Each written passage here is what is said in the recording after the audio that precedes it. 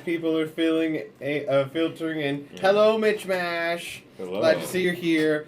So, while people are still coming in, we'll go ahead and start with the bad news. Dave is dying. No, he's not dying. No. I certainly hope not. He probably feels like he's dying right now. Yeah, he though. probably feels like he's dying. How That's do for you sure. get the link to this thing for Discord?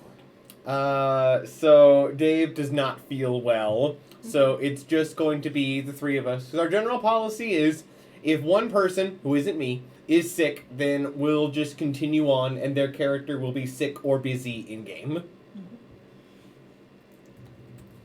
But all the rest of us are doing all right. We don't want to leave you on a cliffhanger for too long. Yes, we specifically left the last one on a cliffhanger.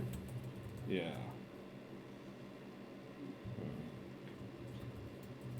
I can't look at Dave's screen to I'll see have to what's open up going Discord on. the computer.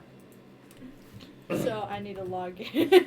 But don't worry, it's not going to be that big a deal. It's just, of all of the admirals, the most intelligent one is absent during a crisis. It's fine. Yay! We don't need smarts. Stats wise, is he the most intelligent? Yes. By far. No. Yeah, he's the smartiest. Oh no. His modifier is 3 times Laurel, and I believe 6 times yours. Yeah. I'm at a 1 for wit. Yeah. I pumped it into my 2 other ones because, and it just You have happened a to work out. 2-wit? You have I have a 1 wit. Yeah. Oh no. Oh no. It's fine. Everything is perfectly fine. And Red, we have a request from Screams and Simp What? to show off your haircut. What? Oh. Hello. I've got a It's haircut. shorter now. It's nice. It's fantastic. Thank you. It's slightly shorter, and it parts really well. I normally, when it's this short, it doesn't part super well, but it parts fantastically. All right. Oh no. And as a reminder, as everybody keeps coming in, what we left off with last time was our admirals receiving an ultimatum from France regarding Lorelei, with the implication that not only would France come after them if they didn't return her, that the other 3 largest great, or 2 of the other 3 largest great powers might come after them as well, which would put them in a situation easily described as untenable. Mm. So, yes, all right. Another day of work, another SOS stream. Let's get started. So, my name is Calvin Anderson. I am the head writer of Song of Sirens, and I'm going to be the GM for this campaign. I'm Laurel. I am the head editor, and I'll be playing Caterina Donatelli. I'm Red. I'm the lead play tester, and I'll be playing Daniel Ambrosio. And our art director, Dave. I'm Dave. I'm supposed to be the smart one, but I make all of the worst decisions for some reason. He's passed out at the moment. Mm-hmm. He'll be okay. Yeah. So, for now, his character is just going to be sick, unless I think of something funny to do to him. Mm-hmm. Or, Dave suddenly emerges. Uh-huh. Yeah. Daniel relapsed for a second and is passed out in a high of opium and cocaine. You're Daniel. Not Daniel. Galileo. Galileo. Daniel's a good boy. Galileo Alright. got into the opium again. Yes. Alright, so, would all of you just, well, I guess it's specifically you, but you had plans and intentions. Yeah, I had some ideas, but if you have a reaction that you want to have before I get a chance to do so. So what is going on? So, you have been told by Katerina that Italy has received an ultimatum from the French ambassador. So, they are demanding the return of Lorelei. Otherwise, they will be severing diplomatic relations, which is usually kind of a code for war. Yeah. Oh, and they sent that really sus document that is supposedly signed. And they have a document signed by key figures in Great Britain, USSR, and America, asserting France's right to Loreley. Though you have not, though you said you wanted to, you have not taken time to investigate the document yet. Yeah, I feel like all of our characters agree with us as well that this seems sus as hell, especially since they all condemned them for their attack on us earlier to try to get Loreley. Okay, so how is this served to us then? Like, are we all in a meeting room together? Yes, I'm going to say that it was a first you, and now you've called in Daniel into a meeting room in, say, the French ambassador's office. Okay. Okay. So All the right, French so- ambassador is here. Yes, this is who is giving you the ultimatum. All right. You're originally talking to me. Okay, so, if you don't mind, I have an idea. I've been thinking about it all week. Yeah. You can go along with it, add to it if you would like. What is your idea? So, basically, Katerina seeing that she calls you in first. Mhm. Then she reads over the document some more, lets you read over it, and then she's just like narrows her eyes as she goes down through it, and just like, everybody is going to stay right here. Nobody leave this room. You, except for you. I point to like some dude who's like there as like a runner. I assume we have like message runners and stuff like that. Yeah, you can have like some little ensigns and whatnot there to do any business you need. So basically, I'm just saying, you go get Loreley right now, and go take her to the embassies with the United States, England, and who else was it that? The Soviet Union. The Soviet Union. Get all three of them. All three of them together in a room, somewhere else, separate from us. Have her testify to them of how her treatment in France, and of her treatment in Italy, and what she prefers. Oh, so we're we're not going to ask these people if this is actually them signing this paper. We will, but I want to have this on the record. I Okay. want to have it on the record, an unspoiled testimony from Loreley. So go do this right now. And we will stay here, and then we will let her determine. Just to show you her opinion on the matter. So the French ambassador, obviously there's nothing they can really do about it, so you're just kind of stuck in a room with them awkwardly as nobody really wants to speak with each other. And you're able to convince the ambassadors of the three countries, because it's not like they have anything better to do right now. Yeah, So this what is, else are they going to do? so yes, you're able to get her testimony. Alright, so, as you can see, we did not alter her testimony in any way. We don't have it. It is sealed and locked away. One copy for each nation within this conflict. Here's your copy. Well, I don't see what this is going to change about the matter. I would like to call an assembly of everyone to hash out this matter. Did you think we weren't going to check the veracity of your document? You can check it, all right. These signatures aren't forged. Oh yes, I see it. I want to speak with them in person. I would Yes. like to call a meeting with all of the countries involved in this matter. All right, so you can basically shuffle everybody over to Mishmash is already Oh no. speaking his opinion on the matter. Cough, bullshit. So you managed to just arrange like a larger meeting room, and it is you two, a representative of the Italian government, and then the ambassadors to France, the UK, America, and the USSR, unless you want to call on any other ambassadors to Germany, Japan, anyone else like that. Let's see here. I guess I'll also call in Germany just to have like a neutral party as well. So that way we can, get all of the European people in there. Because Germany did not sign on to France's document. So the three people who did sign on it, one that didn't, and or two that didn't, if you count Italy. So, and then Japan. Should we invite Japan? I don't see why not.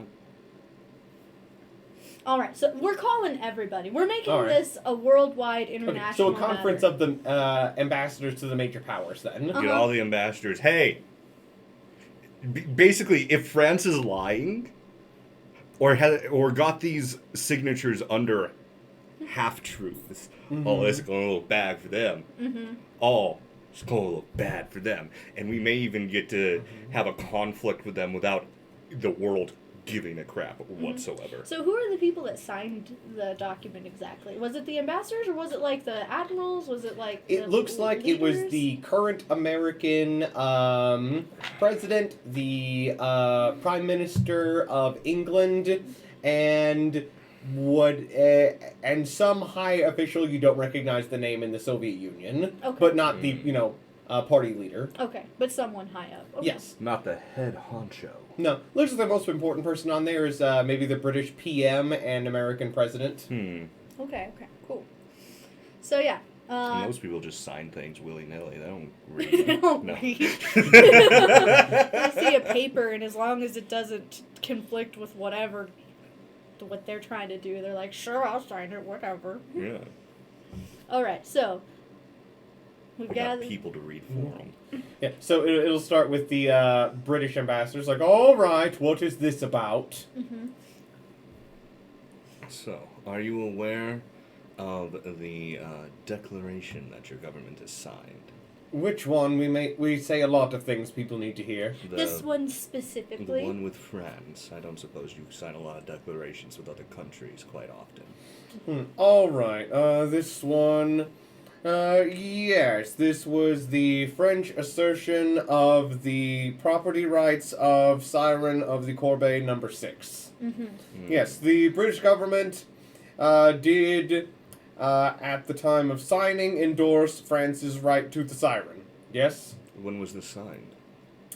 That is the first important question. It was signed before France's incident of trying to cause trouble in Rome. Is this still the opinion of your nation after the event recently? I can only say that it would still be of Britain's opinion if a second one was sent now and then signed again. I cannot necessarily speak for the personal opinions of the Prime Minister. Sounds like we should send a second one, shouldn't we? It was like, oh no, we don't see the point in that. There's a point I to see paper. a lot of points in that. Mm-hmm, yeah, we want everything to be correct and official, don't we? We don't want to go based off of old, outdated paperwork and Perhaps signatures. if you had come to us with this prior to launching an attack on one of our ports, we wouldn't be having this issue. So it's the American ambassador going to pop. So what's the problem with this? Yeah, a bunch of people signed it before France decided to be an asshole. Why is this a problem now? Is it a problem that we endorsed them before they were jerks? So Well, you you'll- endorse their violent seizure of a person under the protection of Italy. Oh, no. We stated clearly earlier the American position was to withdraw our support of France in this matter. So you withdraw your support of France in this matter. Yeah. So this document is null and void. Mm-hmm. That was the official American statement on the matter. At least as far as the Americans are concerned. Mm-hmm. Thank you. Mm-hmm. The Soviets are the same. Thank you. We assert their right to reclaim their personal property, as they call it. Going to such violent means to reacquire it is distasteful. Especially since we had not even been given this paperwork before they launched an attack. They simply attacked us, unprovoked. Yes, but none of this is news. So why are we here? Well, Because they are claiming it now. They want her back right now, even though she's already been handed over to us and is integrated quite well. I'm sure they still want her back. I do not see a problem. We signed this document and then we said not anymore. yes. What we are doing is we are simply calling their bluff. They were trying to imply that you would be backing any further violent actions committed against us if we do not return loyally. So you bring up their ultimatum as well, then? Yes. Okay, so you reveal that they were using this document to support their ultimatum. That's when... Oh, I thought we did that. No, you Sorry. did not. I was confused. I thought that's what No. You only brought up the document they signed. This was just like, yeah, we signed this, and then we didn't. You hadn't brought up the ultimatum. Oh, I thought that's what we had. That's why I was confused. No. Like, why aren't you agreeing with us? Why, No, why because are I you said they're annoyed? two separate documents. Oh, Yes. I see now. Okay, I got confused. If you want to then No, tag on that's to what he fine. said. Yeah, no, go ahead. So he brings up the ultimatum. Go ahead. It's like, whoa, what is ultimatum? We did not sign on to anything. Yes, so this drastic. ultimatum, saying that you're going to attack us if we don't give her back. Well, give me Well, that. I- Give me that. And it's just like the American and Soviet, each looking over their copy of the document, because the document's in Italian, and both of these people speak Italian. Well, they would have to so, if they're ambassadors. Yes. So. And it's like they kind of look up. The Soviet Union looks at France. What you talk about? This is like we did not sign on to go to war with Italy over this. We said that the siren is yours, but we did not say we're going to war. Oh yeah. Whoa. That was never on the table. We weren't sailing all the way to hell over here over one girl, party or no. I'm just like, they implied that we were going to go to war if you didn't give this siren back. Did they imply that these two were co-joined documents? Yes. There's a lot of sweating over on the French ambassador now as the U.S. and Soviet ambassadors are looking at them just like... That was wrong decision, Frenchman. Oh, I love if he said it yes. here. Just, Yeah. Italian admirals, we wish to make it very clear. Though our countries may have many differences, and while we still understand France's position on the siren, we are not going to war over someone else's siren. I love what's being said in here. Got good swindlers to forge to make this document. Kicking off World War II early. Yippee, war! Smelling salty Frenchmen. Get dumped on, France! And Mishmash is 100% correct, exactly what France trying to do, lying by omission. And they didn't think we would call their bluff. They They think were- very lowly of us. Yes, considering that is actually the exact thing you're getting from the ambassador.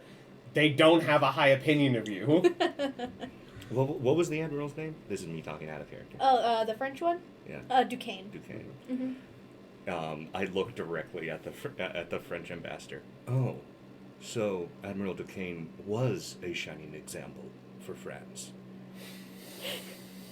His performance has been mostly good, though everyone has hiccups. I see. France is making many hiccups lately. It happens. It's just so strange that, you're trying to go against what Admiral Duquesne said and that we could pick up whatever we found in the water. And I pull up our other documents that say, with the agreement log, and everything. It's like, yes, that agreement was made. However, it is under the general rules of conflict that captured sirens are to be treated like other prisoners of war and returned to their home country. We had assumed we would be able to perform a ransom as usual. Well, you see, as a prisoner of war, what if they don't want to go back? They do not have Italian citizenship. They cannot reside here. Also, she is still property of France. Well, Well, we don't believe that sirens should be property. upon giving her over to us, she became ours, which, if she is property, that means she would become Italian, which means she would stay here. In which case, she would receive all the same human rights as any other citizen of the Italian state. Particularly if she were to, say, seek asylum. Which I believe she has she not? Now let's read the document that she gave us, her testimony. And her testimony is very critical of France. And the other ambassadors are reading over this, just like, Yes. I was a little bit of a risk going with, relying on her, but it paid off. I have her at level 2, man. Oh yeah, that is true. Yeah. Only reason she's not at Yeah. level 3 is because I have a quest to... yeah. So it's actually the British ambassador who pipes up over this one, just like, this isn't a good look. You needed to keep that under wraps. You don't want to let this kind of information get out. Don't. Oh, what information is contained within this document? Please tell us. Something that'll stay in this room, we would prefer. I don't think France needs to be humiliated much further. Oh, it's humiliating. Yeah, it does. is So what does it say I'm for our Calvin? So the document details what you assume to be accurate treatment of how she was treated in France, Mhm. and it is not good. Mm. Describes a lot of things you know are fairly normal for sirens, and some things that do not seem to be particularly normal. For example, being put into camps and or compounds, having strict curfews, no property, no means, no real freedoms. It's effectively, they stay in a compound until they're needed on a warship, and then they sail out on the warship, then they come back and they get locked back into a compound. Effectively, they're treated like prisoners, according to this document. Mm-hmm. Like, imagine if there was an agreement where a murderer was allowed to serve in the army to reduce their sentence. That's what you would expect this to be like. Okay. It is not good. And while she does not personally report anything or large numbers of things such as beatings or other severe forms of abuse, other sirens who did not keep their heads down as much, there are a lot of reports that does happen to other sirens, especially newer ones after they're summoned, till they're quote-unquote broken in. So yes, we could freely let her go. You don't even have to pay anything. We would let her go back to you. If she wanted to. Mm-hmm. But I assume you've asked. Does she want to return? I don't believe so. So, nothing is keeping her here. We're not forcing her to stay in Italy. She can return to France anytime she likes. There are even boats that go there. She could hop on a merchant vessel. I've even taken her to the beach. If she wanted to, she could run off across the water. And at this point, the French ambassador is screams and says, "Who is it you're having trouble hearing? Is it me, or Laurel, or Red? Just let us know in the chat, and we'll." Oh, make it says sure. red. Okay, I'll try to speak up a bit more. All right. So, you can see the French ambassador, like, you are obviously dogpiling on them, and the German ambassador is just sitting over there and smiling at this. They seem like they're having a great time. The Japanese ambassador is just keeping a stoic face and nodding along. It seems like the American and Soviet ambassadors are very much just NPC angry eyebrows. Just like you lied about us. We didn't agree to any of this. And what about England, the big boy? It seems Big like Daddy England. France is trying to rely on them for help, and England is just like, we're not taking flack from this. This is your fault. No. This is messy. Yeah. We don't want to be involved in this mess. Like, yeah, you've messed this up. We're not getting mud on our coattails for you. Mm-hmm. So, am I to understand that the treatment of sirens laid out by Lorelei, which is the name of this siren, she has chosen it, Okay. is not shared by many of you other nations? I'm not well versed in the treatment of sirens outside of Italy. How sirens are treated in other nations is up to the discretion of the nation itself. No one here wishes to divulge the exact details of how sirens are treated or tamed for national security reasons. And I am not requesting that information. I am just wanting to understand the shock. This is not the norm. This is a bit more extreme from what I can gather from your reactions. Let me roll to see how other countries are feeling about this, depending on how their admirals treat sirens. Is it just a case of, man, yeah, we all treat them like that, but don't make that public? Right. Because it might be. Depends. And then I'm we're coming at just this, horrified.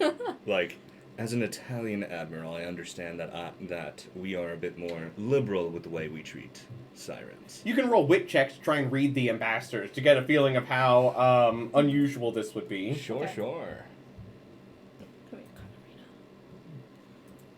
here, Alright, gotta put a +1. +1 on my wit. Too bad Dave's not here. Dave I got we a need you. 13.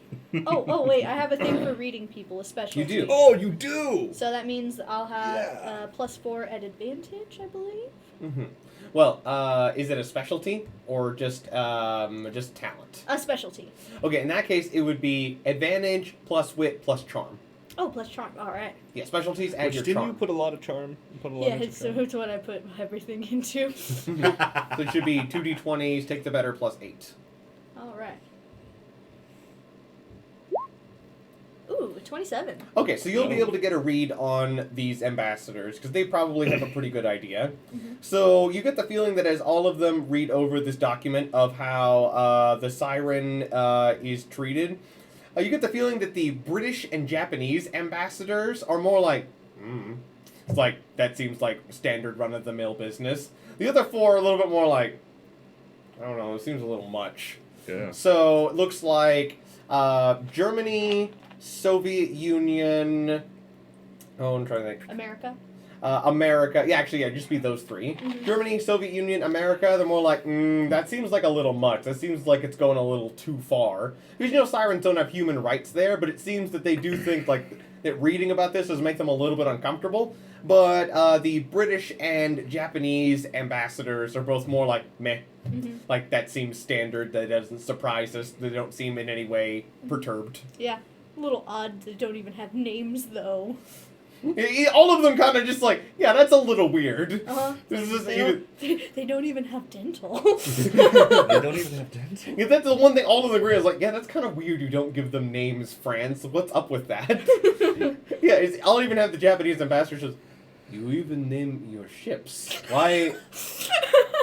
Even the ships have names. Just, and then German, yeah, I mean, this is coming from a country where the name of our destroyers are 1 through 20, but that is a little weird.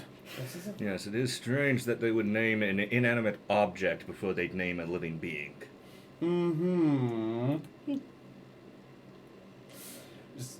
Well,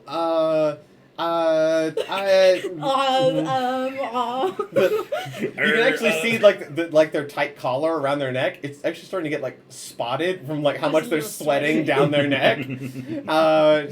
So I take it then Italy is rejecting the French ultimatum. What do you Correct, and I think? would recommend that you drop the ultimatum. And the ambassador to like the Italian government next to you is just like giving you the silent, just like we're not giving them an inch. You know, they can come and take it. Mm-hmm. Mm-hmm.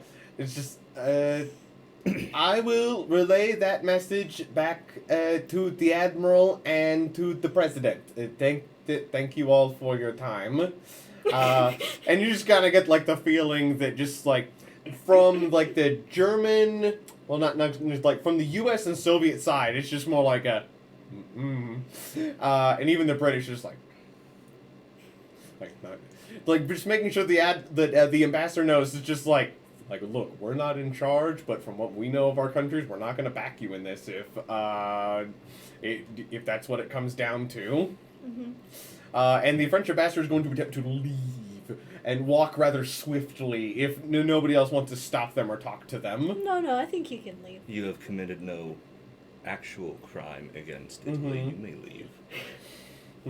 All right. Is there anything else you want to talk about with any of their ambassadors as they begin to file out? They see this business is done. They've made their nation's opinion clear, and that's basically their job, is state their nation's opinion. Yeah. Mm-hmm. So basically, I'll just be like, thank you so much. Thank you so much for taking time out of your, I'm sure, very busy day. I'm sorry that waste of time had to crop up at such an inopportune moment. No, we do not want other people speaking for us. The Soviets have their own opinions. I figured all of you would like to have a voice in this. We see there to be many friends in France. We are disappointed that they would try and pull some trickery. Hmm. Try and pull you into something that perhaps you don't want. I think maybe the leadership of France needs to reevaluate their priorities and actions. While we generally support France's actions and consider them an ally in Europe, we cannot say we have been pleased with their actions of late, and we do apologize if there was any threat of the U.S. Navy being in this area. Thank you. Thank you. We hope to maintain a good relationship with you. I don't see why not. Yes. All right, so I think that's Both like Jesus. Of course. Any son of God is a friend of mine. Indeed. And the British ambassador has nothing to say to you as they leave. Yeah, they're high and mighty. Of course, they have a stick up their butt. Nor does the German ambassador, though they do specifically wait for the British ambassador to leave first. It seems like they don't want to get close to each other. Yeah, physically. And after the Japanese ambassador does wait until the end, and they are going to turn to you after everyone else has left. Yep, just shuffling my papers together. Mm-hmm. Thank you for bringing this matter to our attention. We appreciate being invited to this conference and being considered an equal among the other powers here. Of course. Additionally, I do feel the need to warn you of something, however. I will have to report this to the Emperor. Oh, we expect And- all of the ambassadors report this to their respective leaders. Of course, and as a thank you for inviting me to this meeting, I do want to give you a warning, which I was allowed to give if I thought it might be relevant. I was told that if there is any chance of France making any aggressive moves, I needed to report it to the Emperor immediately, as there may be changes of plans in the East Asia should France make any aggressive movements in Europe or abroad. Are you at liberty to say exactly what the changes are? I cannot. Understood.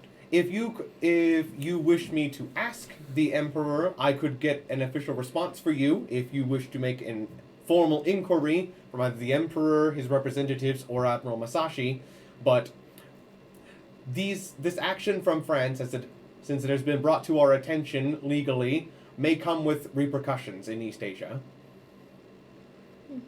Understood. You can try and insight him to see if he maybe has any kind of insight into what it is, but also he just straight up may not know. I got an 18. That's pretty good, yeah. He's just human. 22. So. 22. I think we'll both know something. You get the feeling that when he says change of plans, that might... It means that he thinks that there is a chance this could lead to a conflict of some sort. So you're thinking that what he's dancing around is a war or conflict of some sort. And we did give Masashi our word that we would ally with them. Or at least aid them where we can. So yeah, I'll just say, I don't think this will truly lead to a conflict. I think this is just another piece of France trying to bully us into submission. And assuming that they were going to have their bigger, stronger friends behind them, and suddenly they don't. But yes, please feel free to report it as another sign of aggression. But I don't think it is the catalyst. It is simply some ineffectual bullying by a man with a small stick. We understand. I just wanted to let you know, as I was specifically told. I specifically had that told to me. So, be on the lookout, and if you wish to make a formal inquiry, you can let me know, and then I can tell you what I'm allowed to tell you. But depending on what they do, they may not respond, as it may come out in papers. Yes. I would like to make a formal inquiry, just because All we right. have stated that we would like to aid Musashi further in matters. Okay, then I will just have this happen as part of your Admiral business later in the week, and I will roll Yeah. to see if they're willing to tell you. Sure. If you're going to make a formal inquiry, roll me a charm check to see if you can convince them to... See how truthful you can convince them to be. Sure, that's my specialty. So as you were the one making the inquiry. Yeah, Can't help you with this, sorry. understood. I've got a +4 to charm. And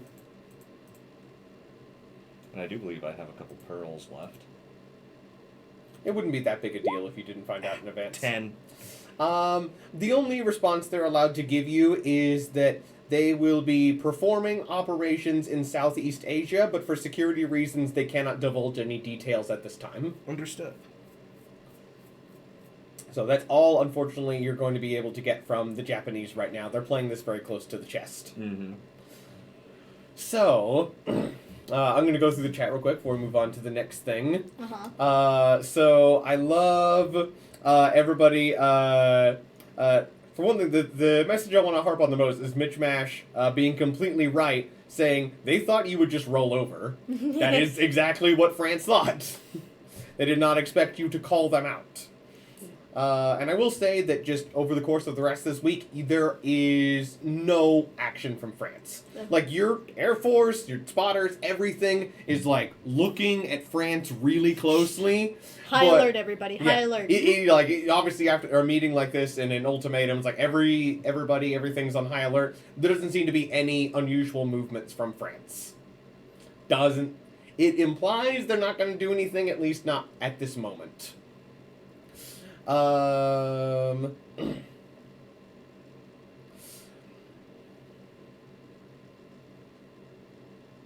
Yeah, and it's like, yeah, Crimson's talking about, like, this is how some people are treated in wars. Mitch Mash loving the exchange, and Crimson being correct that the Emperor is going to be furious. Oh, absolutely. I'm looking forward to what Japan does.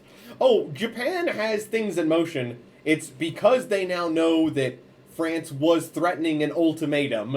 It is going to take the plan Japan already had and move it forward. Oh, wait, Japan doesn't know that our government really wants to fight France. Just really wants to go to war with France.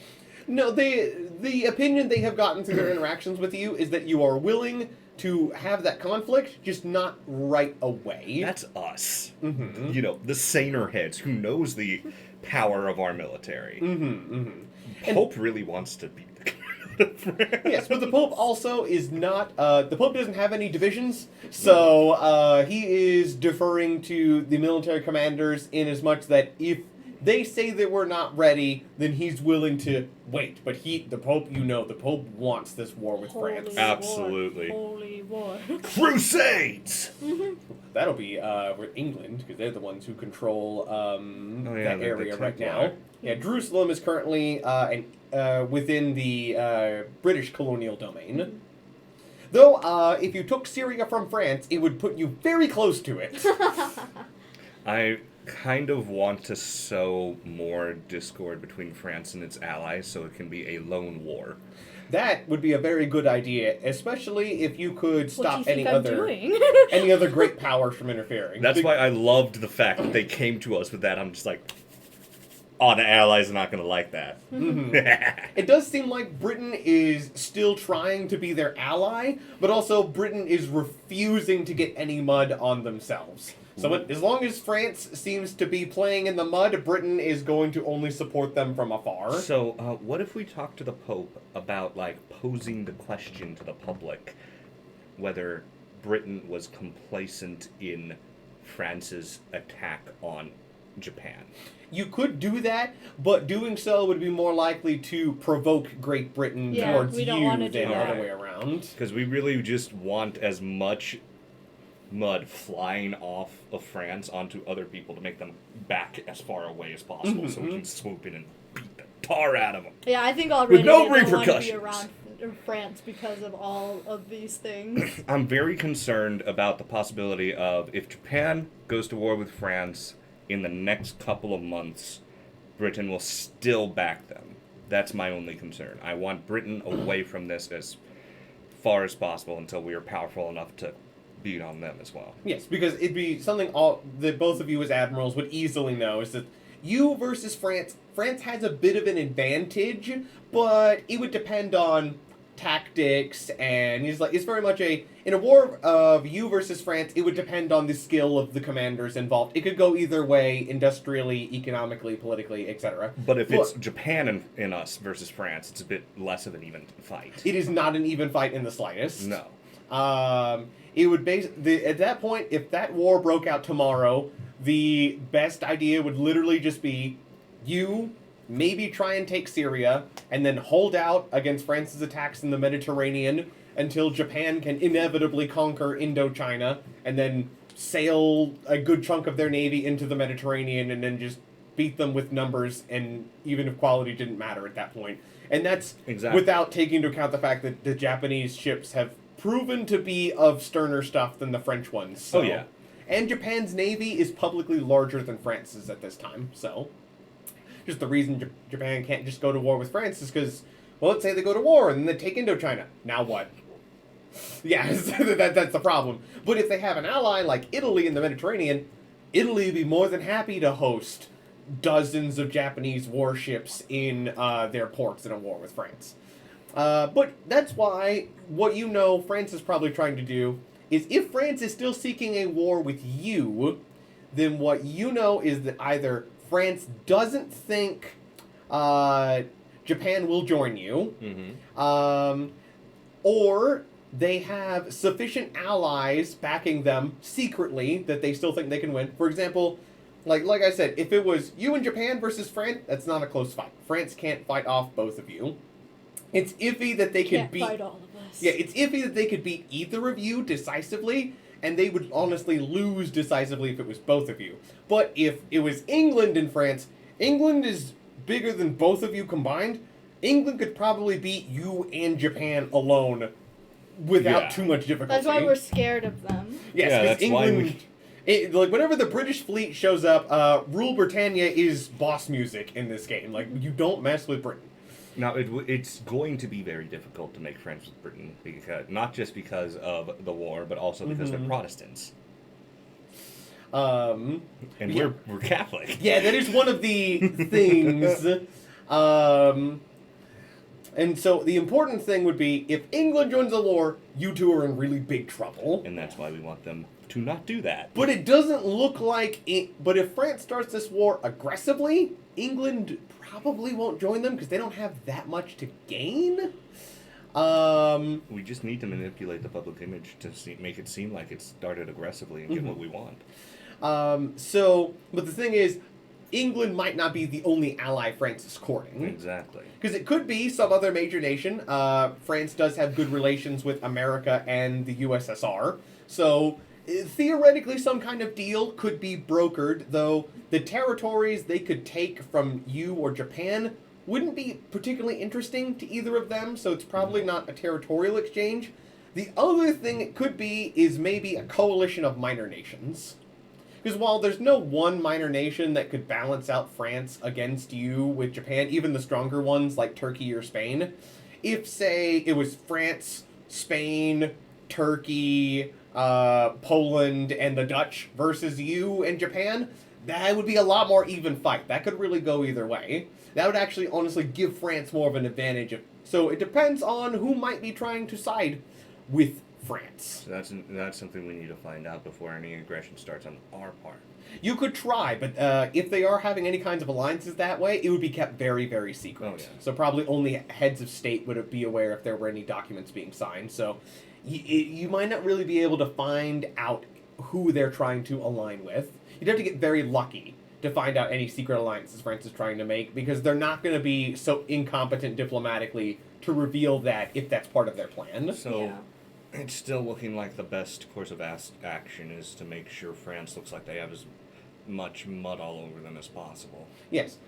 The best case scenario for you would be for France to start an aggressive war with you, so that way you will look better on the world stage, and it'll be unlikely any other major powers will intervene. You know that if France attacks you, America and the Soviet Union have made it clear that they will not support France. England, it could be iffy. You might try, and one thing you could try and do, because I don't think your relation with England is really bad right now. One thing you can always try and do is there's something called a non-aggression pact. You can always try and sign those with any nations that you want. Usually there has to be a decent level of friendliness, but even if you're not friendly, you can try and make those kinds of agreements, and them saying no is not a sign that they're trying to invade you. You know, I feel like we kind of hit it off with like Russia during that little conversation. They seemed really offended whenever France was trying to make them do stuff. We The could try ambassador to talk did with seem Russia. upset. We could try to talk with Russia. It's the Soviets. The Soviets. Yes. Because it's more than Well, just Russia. it's Russian Yeah. Soviet, so Yes. The USSR. Yes. yeah. Yes. I think we want to go communist. That kind of conflicts with being a theocracy. Because Yeah. the biggest sticking point that you have with the Soviet Union is anti-religion. Yeah. We And you are a theocracy. We Oh, just yeah. gotta make it so that we have a lot more to offer than just our religion. Yeah, it's just that's the problem Italy has with making allies. The Soviets, are anti-democracy. The British are Catholic, or the British are Protestants. The Americans summon demons to help them fight. And are Protestants. And well, are a mix. Yeah. There's some Catholics, some Protestants. Oh yeah, in there's just a America. lot of Protestants. So. Japan treats their sirens like garbage, and they have We're working on it. We're changing. We're working them. on And it. France has active territorial disputes and a land border. At least we met one of the admirals that seems to respect their siren, or at least keep the siren on like a looser leash. Yes, generally, you don't know for sure because you don't get to go into Soviet siren compounds, but generally, from the testimonies you've heard, the Soviets treat their sirens better than the Russians did. Okay. Okay. So in Imperial Russia, they weren't treated so well, but the Soviets treat them better. You don't know if it's full equals or whatnot, but there is a lot of, equality rhetoric in the Soviet Union, so they try and present themselves as treating them better as a way to one-up other nations, but you don't know how much of that is propaganda and how much of it is actually true. We can show them the light. And at the moment, the USSR, they're quite a power at the moment, aren't Oh they? yeah, if I had to rank them, they're probably in the top 4. They're stronger than you by a big margin, and they're definitely stronger than France. So they're definitely stronger than you. They're definitely stronger than France. They're probably stronger than Japan. But also, they did lose to Japan in a war a couple decades ago, so it's But that was iffy. also a couple decades ago. Yeah, they're probably weaker. If Germany was fully rearmed and committed and ready for a fight, and nobody else interfered, the Soviets might lose to Germany or America. But in its weakened state, they're probably as strong or stronger than Germany, unless Germany's been hiding its rearmament really, really well. You know what we should do? What should we We do? should start. There is something that we can do. Mm-hmm. It's technically called it's technically a lobbying thing, but I'm Yes. pretty sure we can do it with other countries and to start trying to build up a relationship to get them to ally with us. Because I'm Yes. just reviewing our foreign relations. First of course. all, we are tight with the Kingdom of Afghanistan. Yes. So first of all, we should try and get them to hang out with us. Yes, we need to talk to them. Yeah, so possibly warn them about any potential war. There is something you could get out of the Kingdom of Afghanistan or Ethiopia. So I think we need to start investigating needs of these countries we want to team up with. And I think USSR should be one. I think that's another major power. I mean, they're going to have some issues with Japan because they kind of had a lot of conflicts recently. Yeah. So Japan made them look bad. I don't know. But we could maybe fix that. So I don't know about Britain. I don't think allying with Britain is in the cards. But No, I don't you think want it's their on the stuff. table. America, I think, would be a very good ally to have. You do not have any territorial disputes with America. Yeah. And I feel like my character wouldn't have anything super against America. Mm-hmm. No, I presume you probably have been told about the country and have heard the good and the bad. So. Yeah. Because your parents would definitely tell you mixed bags. Oh, we remember all of these things that were so great, but also there were these things that were not great. And So. for him specifically, the demon aspect is not a Yeah. big deal. It's not a sticking point for you. No, because they oh man. Oh, I just realized part of the propaganda to try to get the public on the side if we are to try to get with America, we might have to reveal Daniel's lineage. And that could be a good or a bad thing. Probably bad. But if you did some masterful propaganda, you could maybe spin it as a good thing. But they probably would be very mad. Well, in certain parts of Catholic mythology, devils are just fallen angels. And Yes. Catholicism is all about redemption. Mm-hmm. So that's why I said you could possibly spin it as a good thing, but America would probably be mad if they found out the truth. Yeah. But also, if you Well, no. if they found out the truth after they were already too deeply entrenched, they'd probably get over it. So, for example, England declares war on America, and you go to help America, and then they found out about this whole thing, they would get over it because they don't have a choice. So how I would have Daniel suggest the propaganda be not that, this person is the child of an American siren. No, he has American blood and thus has the aspects and blood of an American siren. Mm-hmm. Okay, so I think we should put together No. who we want to go. Basically, since we don't have anything particular our fleet needs to do, because mostly Mhm. things are just building right now, and we have Yeah. lots of supplies. You could try and go on a I mission to think- get money. Yeah, I think we should go on missions to help the countries that we want to make alliances with. That's what I'm trying to say. Yes. Oh, that's a good. So you want to try? I presume you're talking about some of the minor nations. Yeah. So like with Kingdom of Afghanistan, right now we're at Mhm. 85-90 Yes. between us two. So it's like if we bump that up a little bit more, then we could just have a straight up ally with them. Yes. Once you reach 100, it is a full-on alliance that basically the people would push for either way. But at 85, there are already certain treaties that you could sign that they would agree to immediately, such as non-aggression pacts or potentially defensive alliances. The most important thing you could potentially get out of Afghanistan or Ethiopia, though, is Because that's another one we're really close with. yes, those are the two minor nations you're closest to.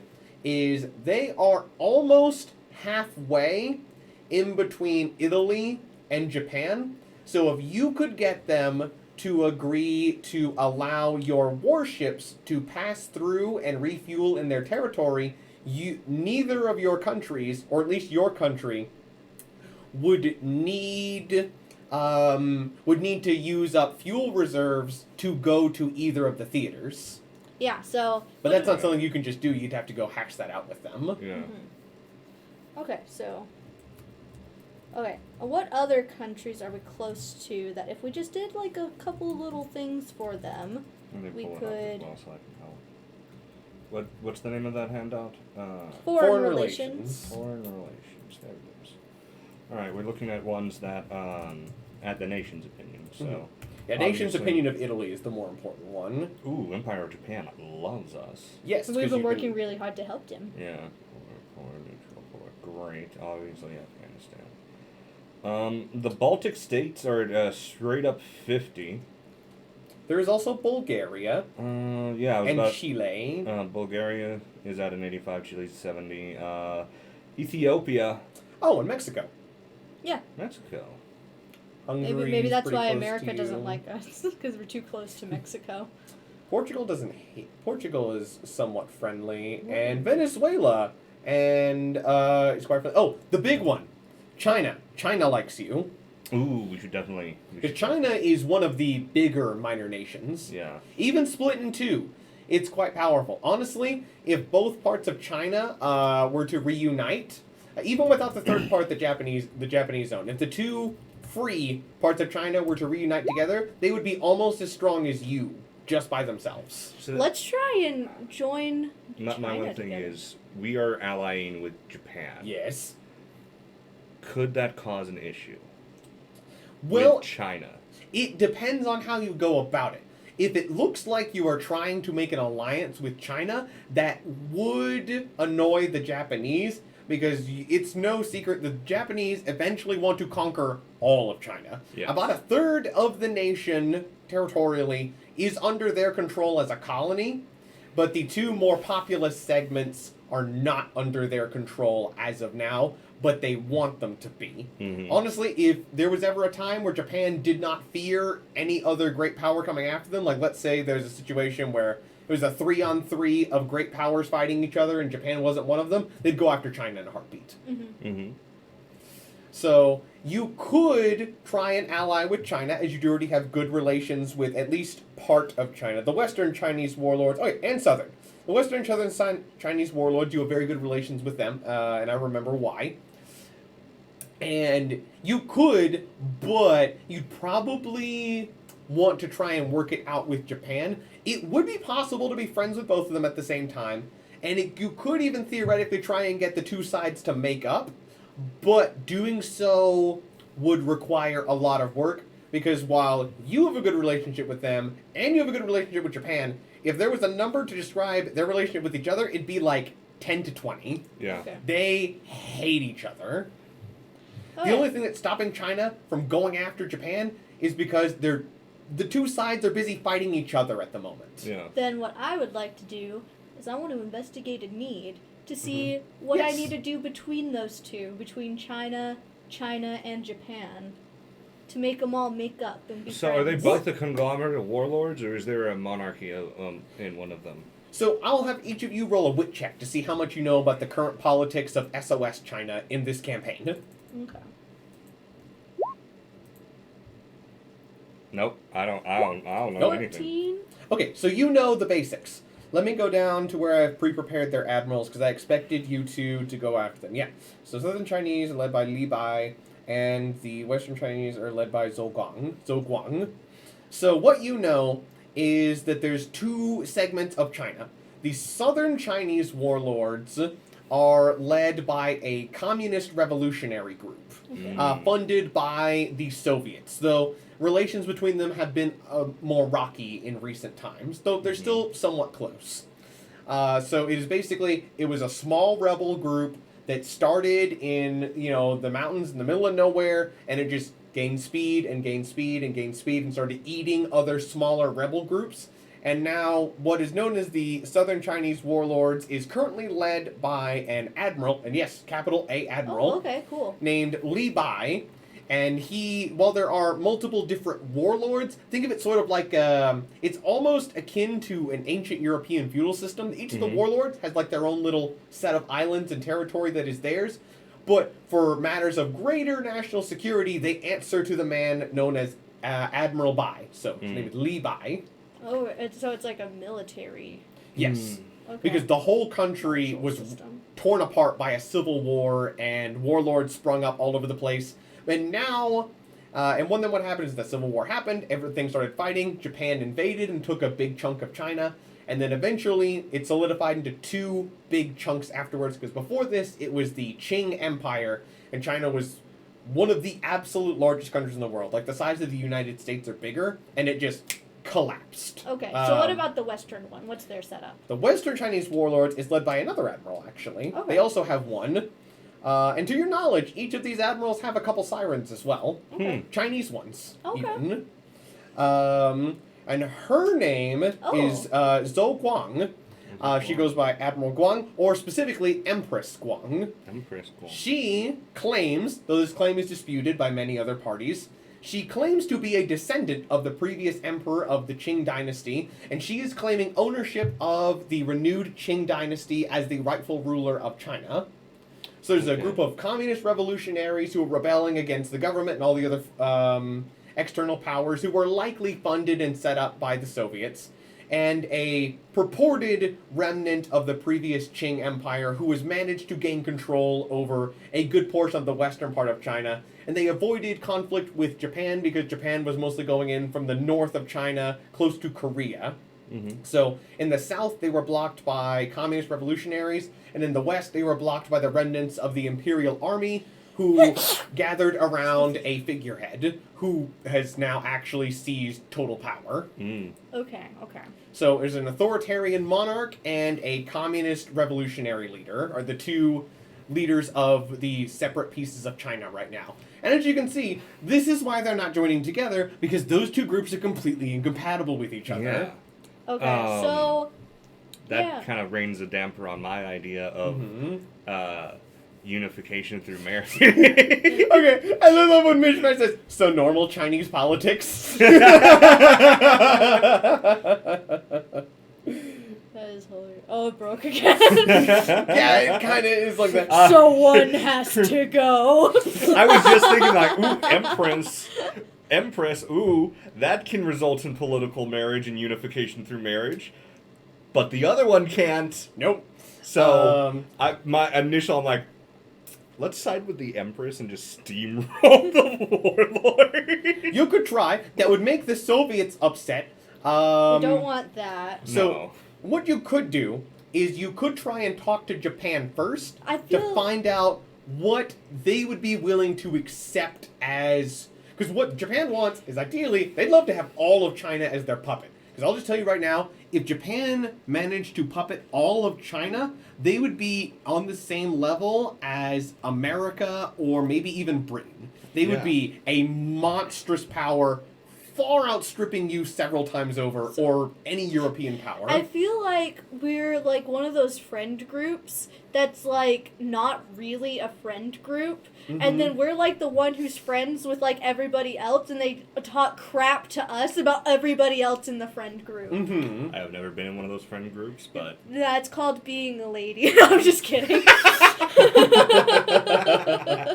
So what you could do is if you speak to Japan, the way you could cause a reconciliation between the two or part of the sides is if you talk to Japan like, hey, we want to try and ally with China, but you are a more important ally. How can we ally? Like, how can we work this out? Okay. Japan might be able to give you a, we Well- can see why you'd want to do that. If we can get X, Y, Z, then we would be willing to, cease all hostilities with China. Okay, so step 1.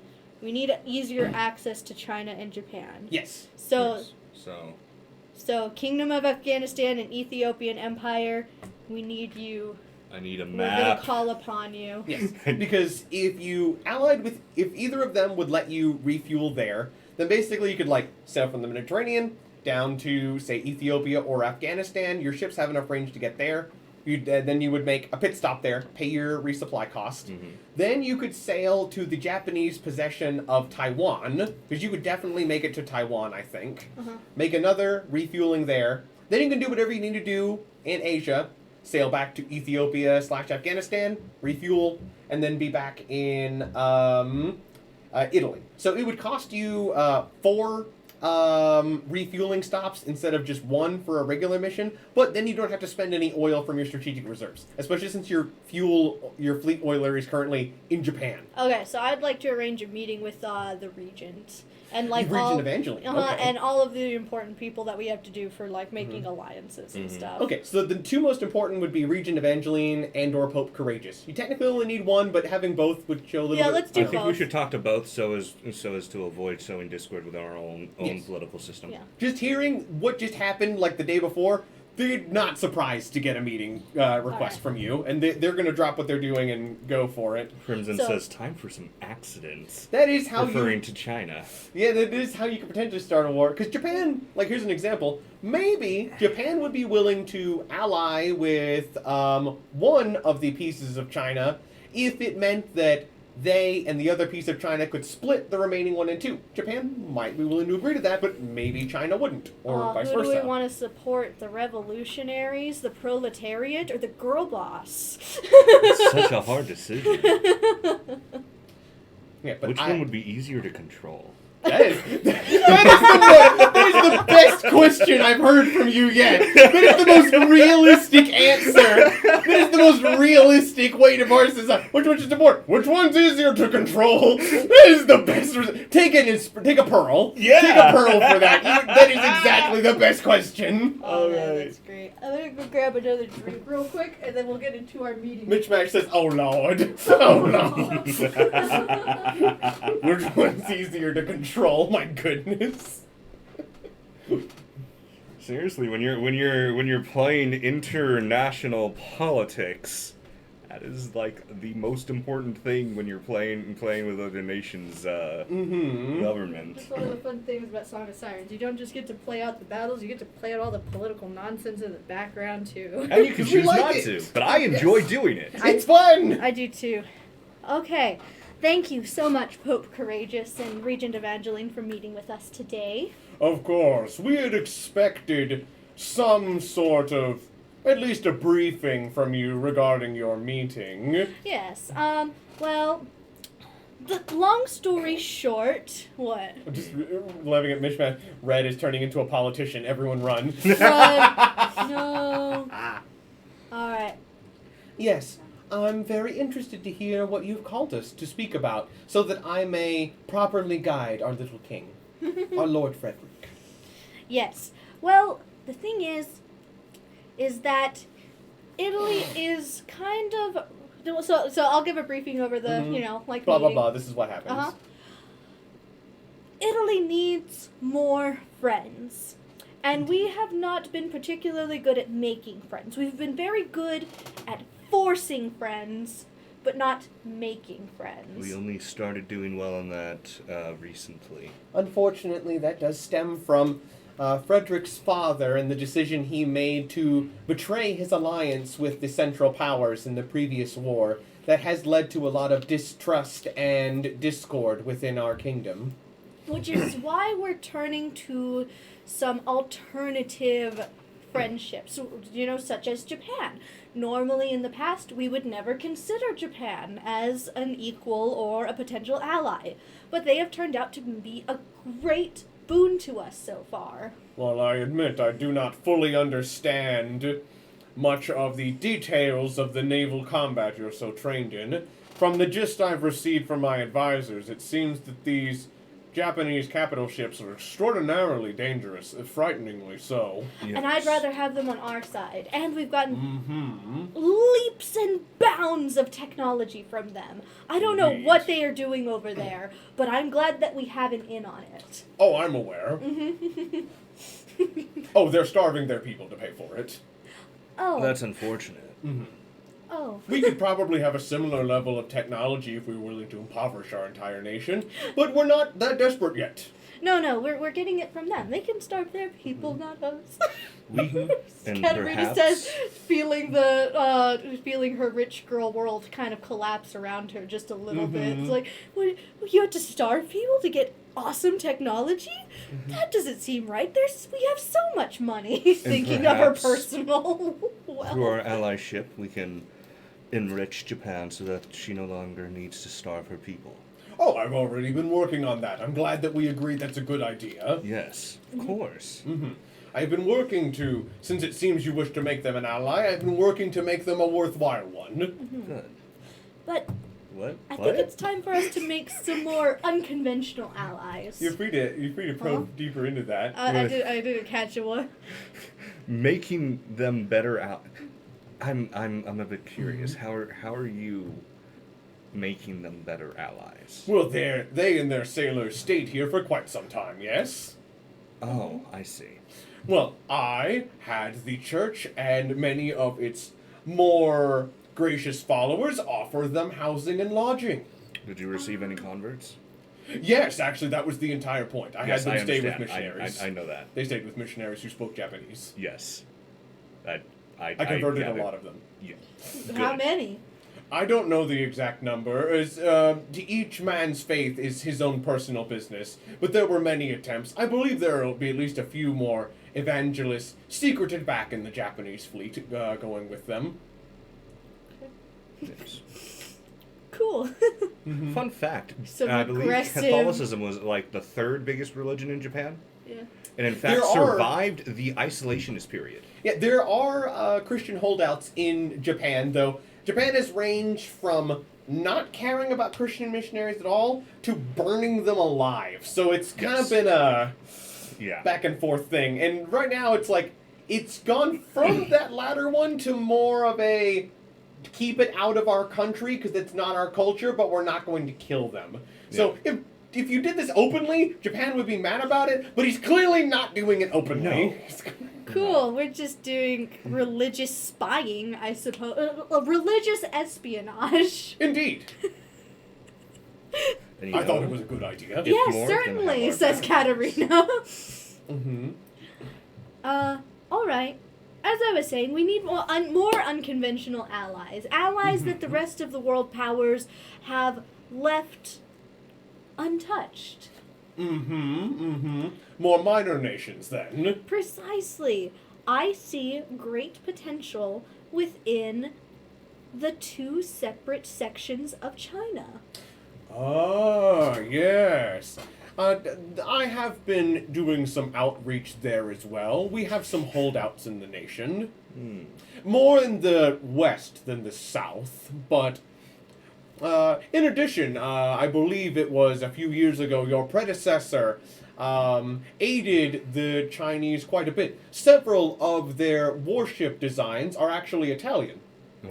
And they purchase spare parts from us to this day to a certain degree. So we sold some licenses for some outdated technology that was not quite so outdated for them.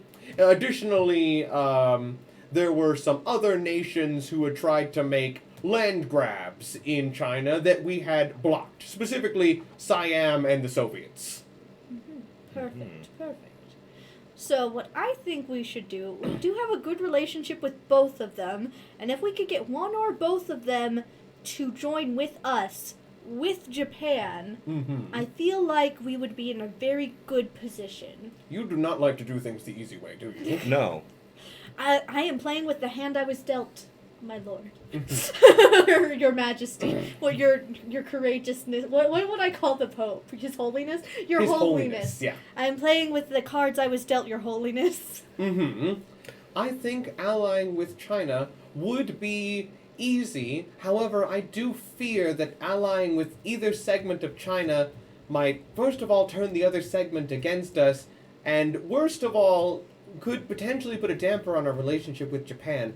While I feel that getting an ally in China would be worthwhile, I don't think it'd be worth it to lose all the goodwill we've built up with the Japanese due to the power of the Imperial Japanese Navy, especially in their home waters. Which is why we're not going to give up Japan for China. I want to try and merge all of these powers together.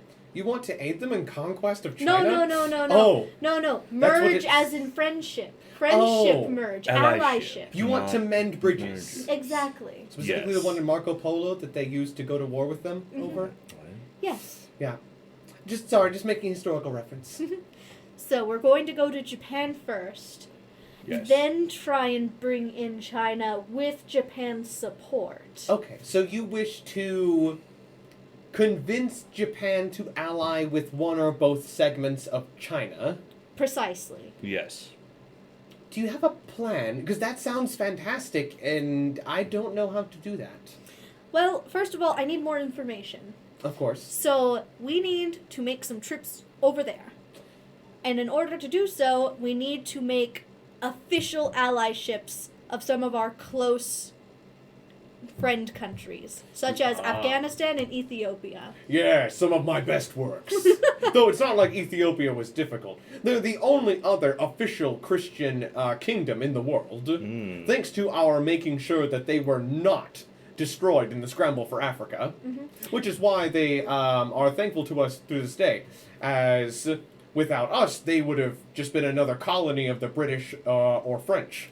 And that's why I think now is the perfect time to push that advantage on them in getting, I hope, a defensive treaty with them. So Because, well, they've seen that France is quite erratic right now. Who knows what country they're going to go after next in a fit of rage. I believe both of them would be slightly more afraid of the British Empire, but France wouldn't be out of the question either. I assume then that you want to ally with them so as to have a reliable go-between for missions in Asia. Precisely, because I absolutely. feel like we're going to have to go over there in person often to make this work. Would you like me to prepare an official diplomatic envoy to China? Yes, that would be Yes. great. Because that's something you can do. Basically, like, the Navy can take, like, an official, like, diplomatic mission to China where a bunch of diplomats from the Italian government who are specifically trained and speak Chinese and all these other things. So just, like, it'd be, like, an official hand from the government where not only will these diplomats be able to talk with them, but they'll have the ability to make binding deals as well. Because, you know, you guys That's not can't... up to us. You so- can't necessarily sign a non-aggression pact yourselves, but if you talk to Regent Evangeline, she can give you a guy or gal who legally can, because they're not sending the little king or her or the No, pope, because of that's too course. dangerous. But they can send you an envoy who is legally allowed to make deals because they know what the government wants. Okay. Perfect. So yeah, basically, if you want to go to China, Regent Evangeline will go ahead and set up a diplomatic envoy, and also come with like some gifts, extending some olive branches, yada yada. And we would like to request for Pope Courageous and Regent Evangeline to also officially make some kind of, I prefer a defensive treaty, because that's the one where if either of us attacked, is we go help them with their stuff, right? Yeah, so what a defensive alliance would be is that if either country is attacked by a third party, they would be legally obligated to both declare war on that third party. So let's say, for example, if you had a defensive treaty with both of those countries. If France declared war on Italy, not the other way around, not Italy declaring war on France, but if France specifically attacked or declared war on Italy, then Ethiopia and Afghanistan would be legally obligated to declare war on France. Mm-hmm. But also, if France attacked Ethiopia, or anybody, if it was the British, the Germans, the French, Anybody, yeah. anybody, or Turkey would be one that potentially could, declared war on either of those countries, you, as Italians, would be legally obligated to declare war on whoever attacked them. All right. So I think then, yeah. So can I just ask her to make that official then? Yes. So basically, what you want to offer both of those nations so like what you're offering is, hey, we will sign a defensive treaty with you, that's in their best interest more than yours. That's Yes. something that they'd be willing to pay for because that's security from a major power. Uh-huh. And in exchange, you want the ability to pass your navy through their nations and refuel at any time of your choosing. Uh-huh. Now, the Okay. question is, how pissed is this going to make Britain? Not particularly. Good. They do have some claims on Afghanistan, but it's not high on their priorities list. And everybody's known for a long time that if they tried to invade Ethiopia, Italy would probably stop them because it's within your sphere of influence. in Basically, Africa. we're promising them their sovereignty. Yes. So this is basically we will go as far to help you as we can while you maintain your sovereignty. But here's what we want in exchange. We want to be able to pass troops through your country. You might even be able to garrison troops in their country to a certain extent. And the most importantly, that you can use them as a refueling station. Uh-huh. And if France declares war on us, they will help us in whatever small way they can. Yes, because they would have ways to help. Mm-hmm. Let me... We're not going to ask them to, like, roll out their entire battle fleet with us, but just, some help from them would be nice. Okay, so here's what I'm going to do. Since you are quite close with them, let's start with the Kingdom of Afghanistan. So what matters in this is their opinion of you. So for the Kingdom of Afghanistan, they are at, so their relationship with you is 90 out of 100. What I want you to do is, I'll just have you do it because it's more fun to have it be a player thing. Roll me a flat charm check. Okay. And if you can roll greater than a 10, so basically getting that 90 to 100, then they'll agree. You've got a And pretty then do high the bar. same thing for Ethiopia. Okay. Yes! Okay. Okay. Really good. Yeah, they were very happy with the official military document I sent over to them. Yes, because they feel threatened by the British Empire right now. Okay, now Ethiopia is further down. Where is it? Did I miss it? Oh, and Persia. They would also feel Afghanistan would also feel threatened by Persia, who is not your friend. Where is Ethiopia? Ethiopian Empire. Second block, second from the bottom. So The there's a second block. There 70 they are. out of 100. So you're going to need, without doing anything else, you'd need a 30 to convince the Ethiopians to do this right away. Okay. I I'm don't not think I can use a favor on them. No, you can't use your favors on them. So to get Ethiopia to agree, additionally, you would need to increase your relations with them in some way.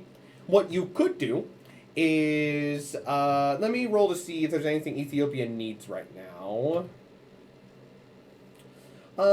Not specifically, but you are a much, much richer nation than Ethiopia.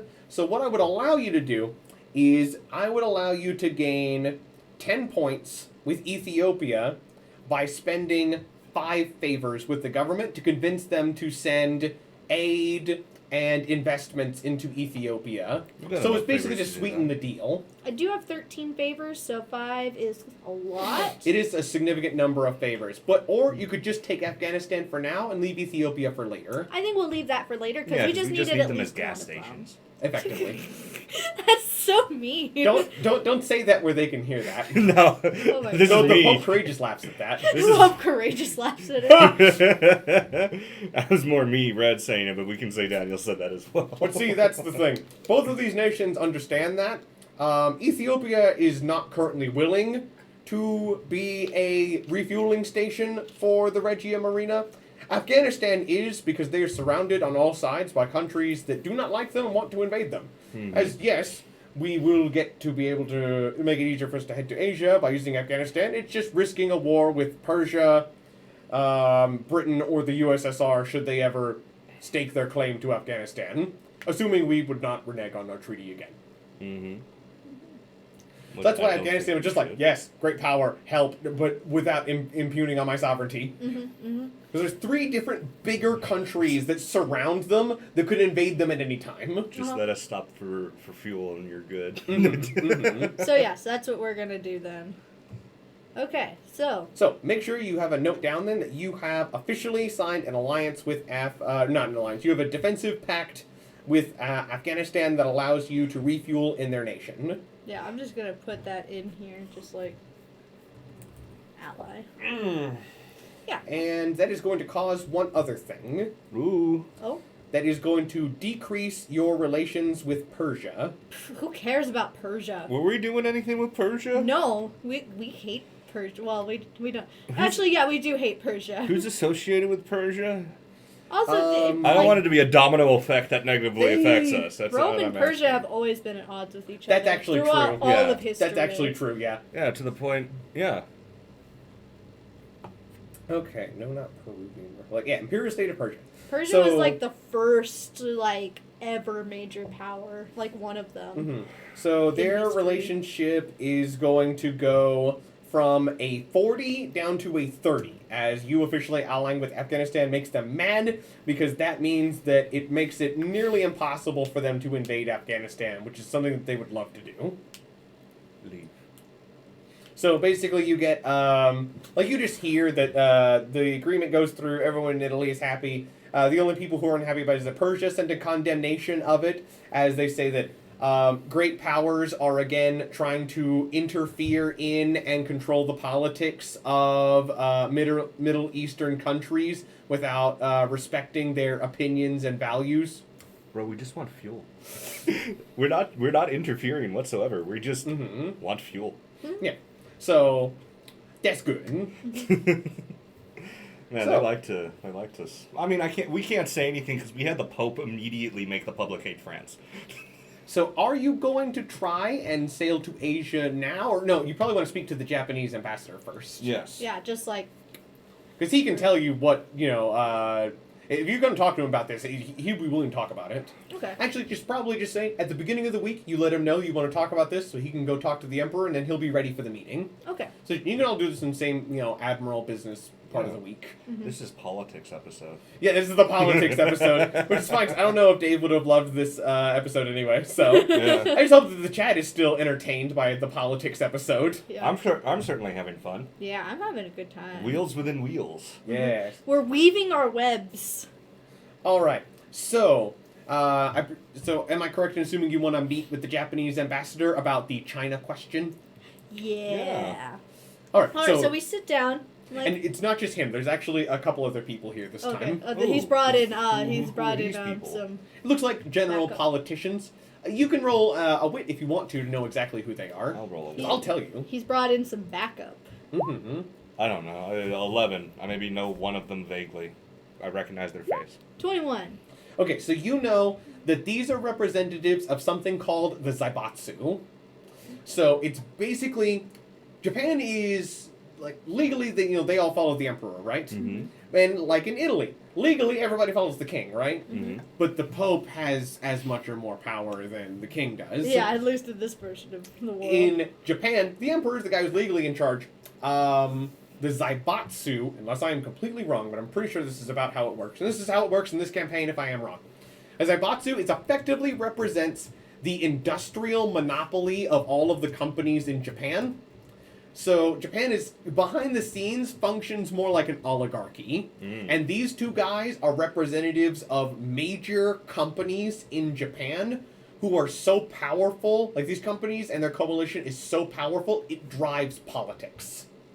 So these two people are technically businessmen with economic interests in the region, but reasonably they are representatives of the Zaibatsu, i.e. the oligarchy. Okay. So the ambassador is bringing in the big guns if you want to talk about China, because they've been expecting this for a while.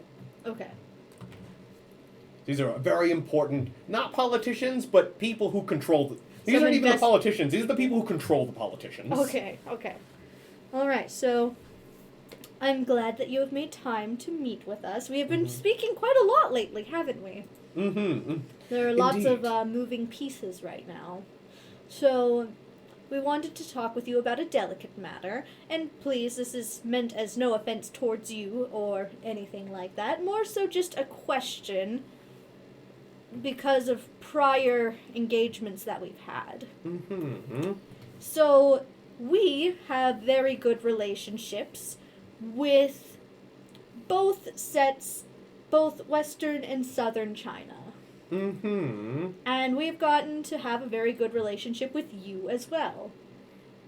And we would hate to have to pick between these alliances we've been building up. We would, of course, defer to you before we would defer to China. But we wanted to see if there was any possibility of joining all those forces together. You wish to speak about ending our conflict with China, so that you could make them an ally of yours as well. At the very Precisely. least, putting them on pause. Mm-hmm. Because we would like to retain you as an ally as well. Well, we do appreciate you giving us priority in your set of alliances. Yes. So, you want to know what we would want in order to give up or temper our expectations in China. I'll ask my first question. Are you asking us to give up all of our holdings in China No. or just new ones? At the well- moment, just new ones, for as long as this allyship may last. Yeah. Not our allyship with you, just any potential allyship with China. So they're asking if we want them to give up the stuff that they have. Because they already have colonies in China. Their first question is, are you asking us to give up our colonies in China? No, we just don't want them to conquer more of China. Yeah, that's exactly what he's asking. Yeah. So just don't give up your current colonies, just don't conquer more, is what you're currently asking. Precisely. Yes. Alright, in that case, we can talk. Absolutely. We would never dream Mhm. of trying to make you give away something you have rightfully Mhm. taken. Yes. Alright. So, we would like to attain the rest of China, but if there were other territories on the line, then we could be persuaded to look elsewhere for the expansion of the Japanese Empire. Mm-hmm. There are certainly places that we would be willing to help you get. And should we not be able to get both Southern and Western China to join with us, then whichever one does not join with us, I'm sure that you could split it with the other part of China. Mhm. Well, that is a very good offer. In that case, there are two territories that we distinctly want. Since you have called a meeting to carve up Asia, we're willing to carve up Asia. They pull out a map. We've been Okay. waiting. This for is effectively the meeting you called. Hey, we want to divide up Asia into spheres of allies and influences you down. Japan's like, of course we are. We brought a map. They just always have a map in their backpack in case that's what we want to talk about. So, first of all, there are two territories that we wish to stake claim to that we feel are easy. We wish to either puppet or annex Siam, and do the same with French Indochina. Were we planning to do something with Siam, or was that always them? That was always them. That was always them. Done. All right. Yes. Now, if we are to obtain half of either Western or Southern China, Should one of them not agree to work with us? then one of any of the following territories would leave us satisfied in the short term. Mhm. British Malaysia, the American Philippines, or the Dutch East Indies. I think the least dangerous out of all three of those is the Dutch East Indies. They're extraordinarily valuable and have about 60 million people living in them, Yes. which is almost twice Italy's population. They're also not connected to two people we do not want to mess with right now. Yeah, I think that last one would be one that we'd be willing to help you get. If, however, we cannot obtain half of China, then we would either like two of those or some other territory to fall under our control, especially, we would be willing to give up any territorial needs in China if they could be substituted with the British Raj. They want India. If they can't have China, they would want India as a trade. Oh, jeez. They would want you to support them trying to conquer India. At the moment, that could be a potential goal far after our conflict with France. Of course. I do not believe we are strong enough to fight England at the moment. We're not so overconfident to believe we could take them on by ourselves, or even with merely your support either. Yes. That's what we're hoping we can create, though. That is what by we were all hoping. of us joining together. Create a coalition of countries in order to protect all of our interests. So, we think we'll keep this simple and say we want either half of one of the pieces of China, or if that can't, and additional territories. So they definitely want Siam. They definitely want Indochina. They're not going to relinquish those wants, and that's fine with you. You're only violating the sovereignty of one free country, but it's one that proved itself to be stupid recently. Yeah. And that nobody really likes right now. So the other ones, they either want British territory, American territory, or Dutch territory. And the Dutch usually ally with either Britain or France because of German aggression. So I could see, this is Red talking, hashing things out. I could see us allying with one of the Chinas. And a part of that is like, oh, you don't like us being allied with Japan. Well, think about this. Japan only wants a bit of China. Maybe we can come to an agreement where you each get half of the other half of China. Is something I was thinking, where we basically, after we finish our stuff with France and stuff, we just dogpile on the other part of China and just cut that in half. Because an invasion of China would be extraordinarily difficult, but less so if it was being invaded by Japan, Italy, and also China. Yes. that is something I'm thinking with potential allyship between one of the halves of China, us, Japan, and obviously like the smaller nations that we're planning to ally with. Which would give us a decent amount of sway as like a whole faction on the world stage. Because we would no longer just be dinky little Italy. We would be a member of a greater power. So that basically Japan's just going to keep it simple, like that's what they want. So you can note that down, or because they're willing. If you're willing to shake on that, they're willing to shake on that because they've made their goals very clear. I think all of that sounds good. What do you think? Yeah, I think that sounds good. Yeah. All right. All right, so now you know what Japan is willing to concede when it comes to China. Then I think it's time for us to put together our diplomatic mission and head on over. All right, that'll be, you can set out next week then. All right. Yeah. So each of you take your 2 slots of free time for this week. Woo, finally free time. God, that was all We were work. busy. It was a business week. Man. Katerina needs a massage and spa treatments after all of that hard work. So many meetings. I need to check on Lorelai. I didn't even get my siestas this week. All right, you said you wanted to check on Lorelai. You can go first then. Yeah, I'm gonna go check on Lorelai, see how she's doing. Okay, so what do you want to do with her? You trying to learn something more about her? Gonna try and gain some RP? You do something with her quest? What you thinking?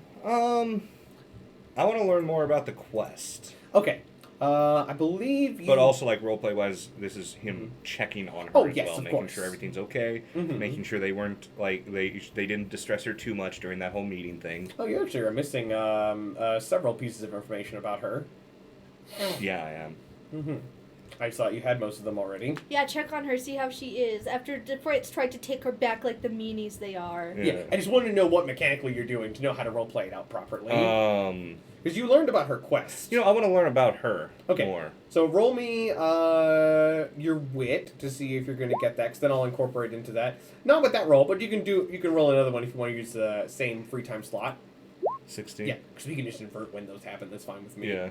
So yeah, 16. That will be enough to learn something more about her. You're going to learn one of her dislikes. Woohoo! Okay. So you're going to go back to check on her in your apartment? Yes. So you've been gone basically the whole week You haven't even been sleeping in your own apartment. You've been sleeping in like hotel rooms because you've been in Rome and doing all kinds of stuff going around the country. Politicking. Yeah. Whenever you come back to your apartment, you like open the door and just like, oh, I'm home. And the first thing you notice is this place is an absolute mess. Just trash bags everywhere, looking like a neat. No, the den. trash is just overflowing. There's Oh, been no no. bags. She doesn't know how to take care of herself. And the dishes are just stacked up. And it looks like some of them might have even been used for multiple meals. Oh. Oh. Just like, and she's like, oh, you're back. It looks like a bomb went off in here. Is everything okay? Yeah, it's just lived in. This is. Oh, I mean, what do you think would happen? The chores aren't going to get done if you're not here. oh. Okay, that's Feeling she dislikes menial chores? Oh, she doesn't like doing chores. You're gonna Nope. need a maid. I'm gonna need a maid, which I'm You can living. pay for those. Imagine you go, maid sees Admiral is hiring. It's just like, oh wow, where am I gonna get to clean up? It must be fancy, dinky tiny little apartment. Yeah, it's like, do we not pay the admirals in this country? No, they get paid better than some places.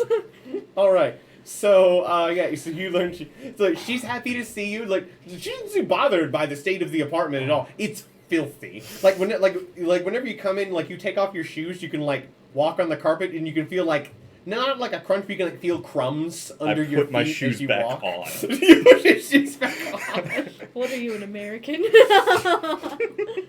Yes, partially.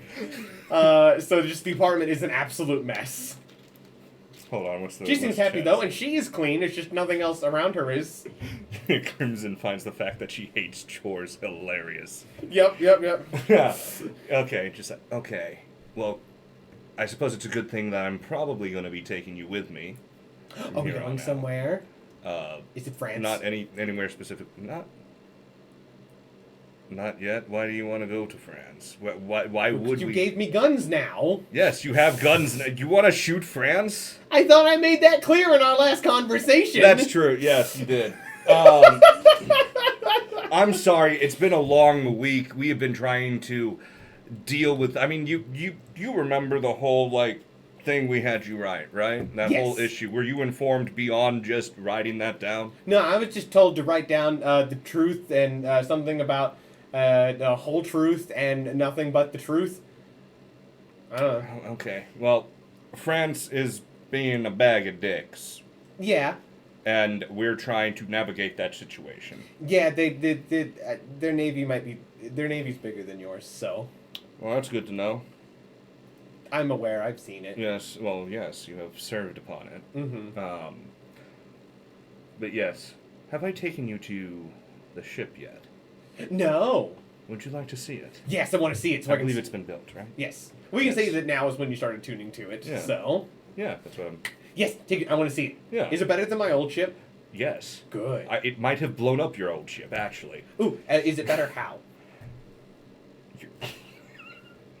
How is it better, GM? Bigger, faster, stronger guns. It's bigger, faster, and you're gonna love this last part. Stronger guns. Good. Yes. Like I said, if we so as I reveal it, like I said, it may have actually blown up yours. Oh yeah, I remember shooting at one of these. You fixed it. Yes, we fixed it, and now it is yours. Oh, you can tell what side the torpedoes hit on. It has all those scars on it. It looks Yeah. like you fixed it pretty good though. Yeah. Yes, this looks like a great ship. I'm gonna go start harmonizing to it. She flies up, goes onto the ship, and you can see that she's like stalking around it like a predator. I just casually hop up. Mhm. See, just casual superhuman displays. yeah. So she's gonna be.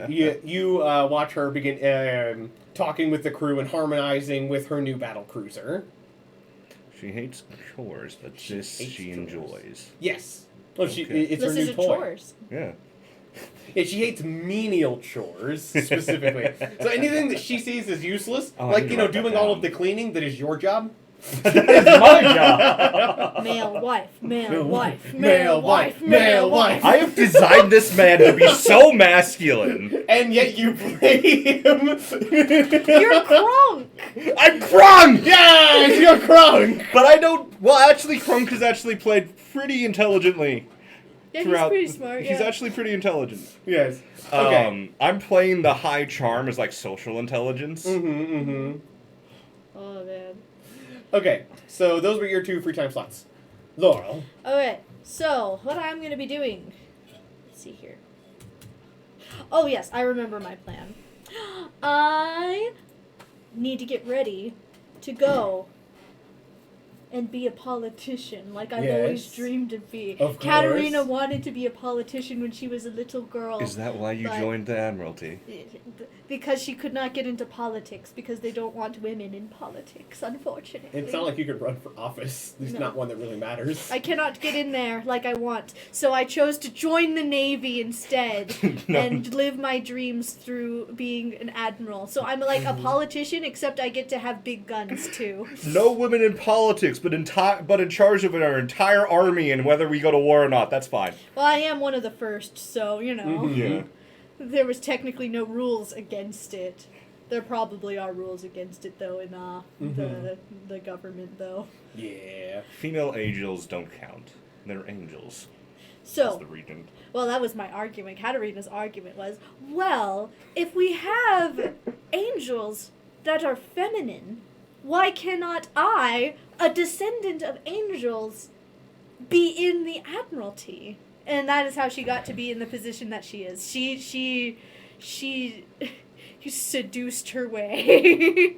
Well, not really seduced, more like manipulated. Yeah, her way. manipulated would be the one. Yeah. I'm gonna go on a shopping spree Okay. with Aurelius, because he has no clothes. Yes, you're right, you're right. He has been wearing my t-shirts like a girlfriend Yes. would. They're very tight on him. Yeah, it's just like a little cropped. It is. Like some of like my shorts or And something. Some skinny pants that were not meant to be skinny. He looks like he works at Femboy Hooters. He looks like he was a normal person wearing unisex clothes who suddenly grew a foot taller. Yeah, so we're gonna go on a shopping spree, making sure he has great clothes in order to impress the people of China and Japan. So you're buying the new wardrobe gift? I'll be Yeah, right I back. think I Yes. can do that with a splurge. Yeah, because I believe one of the things on there listed is like a new wardrobe. Let me see here.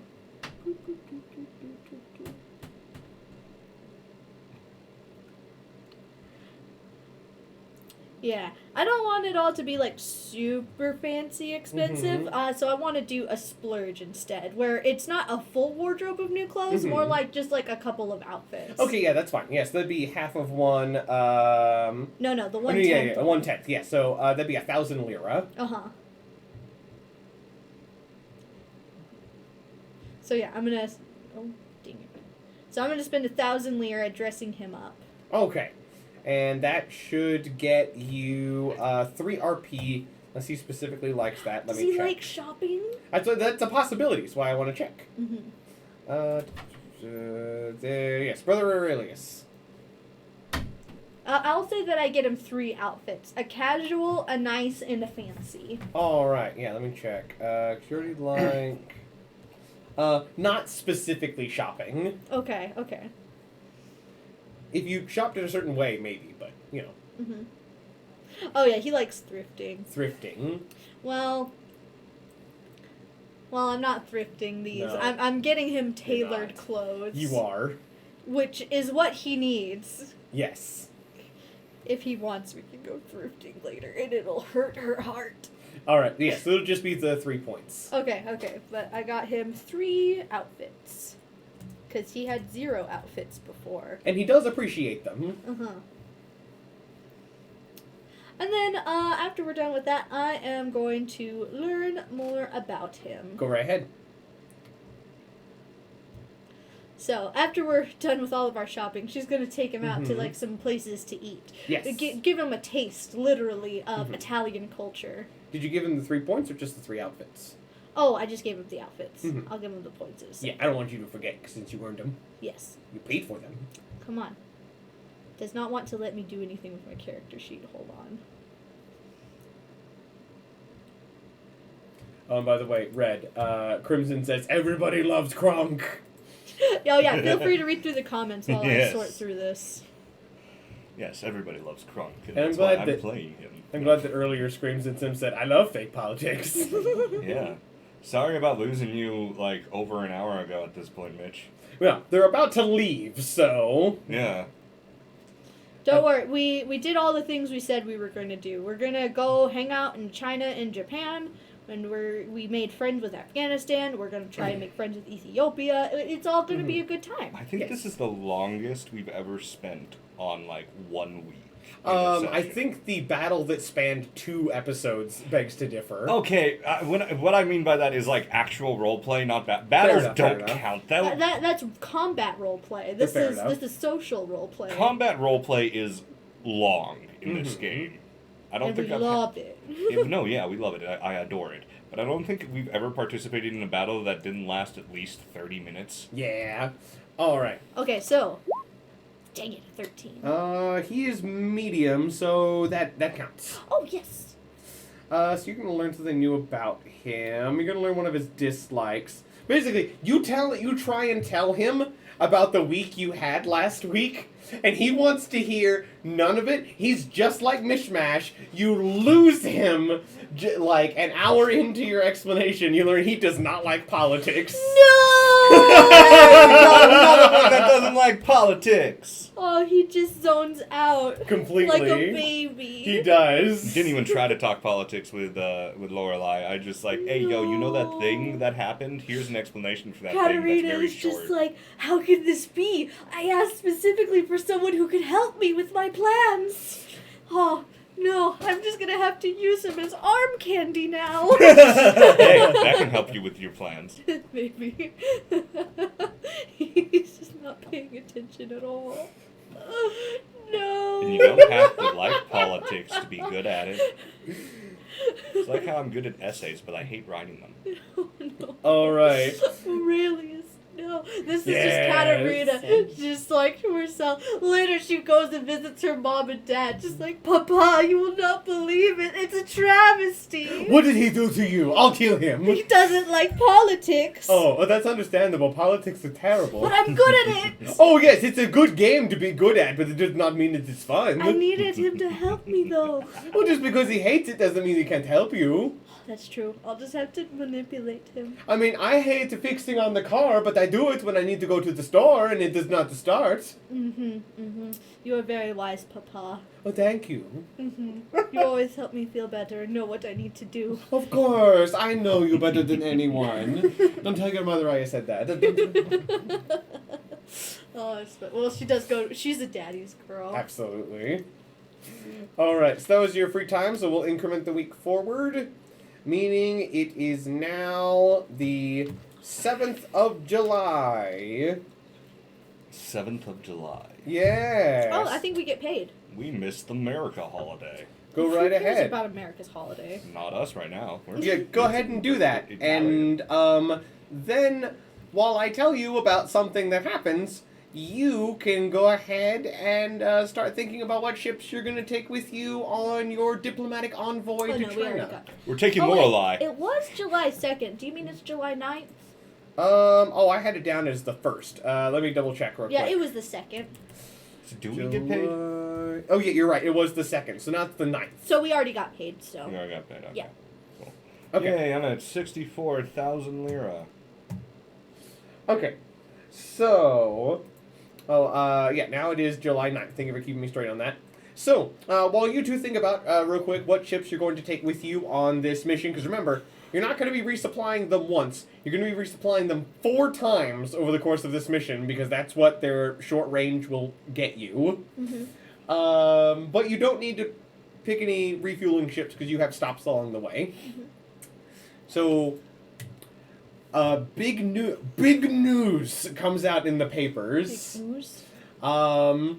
So I'm gonna roll to see exactly how smoothly this went. Okay. Oh, things went fantastically for your friend. Which friend?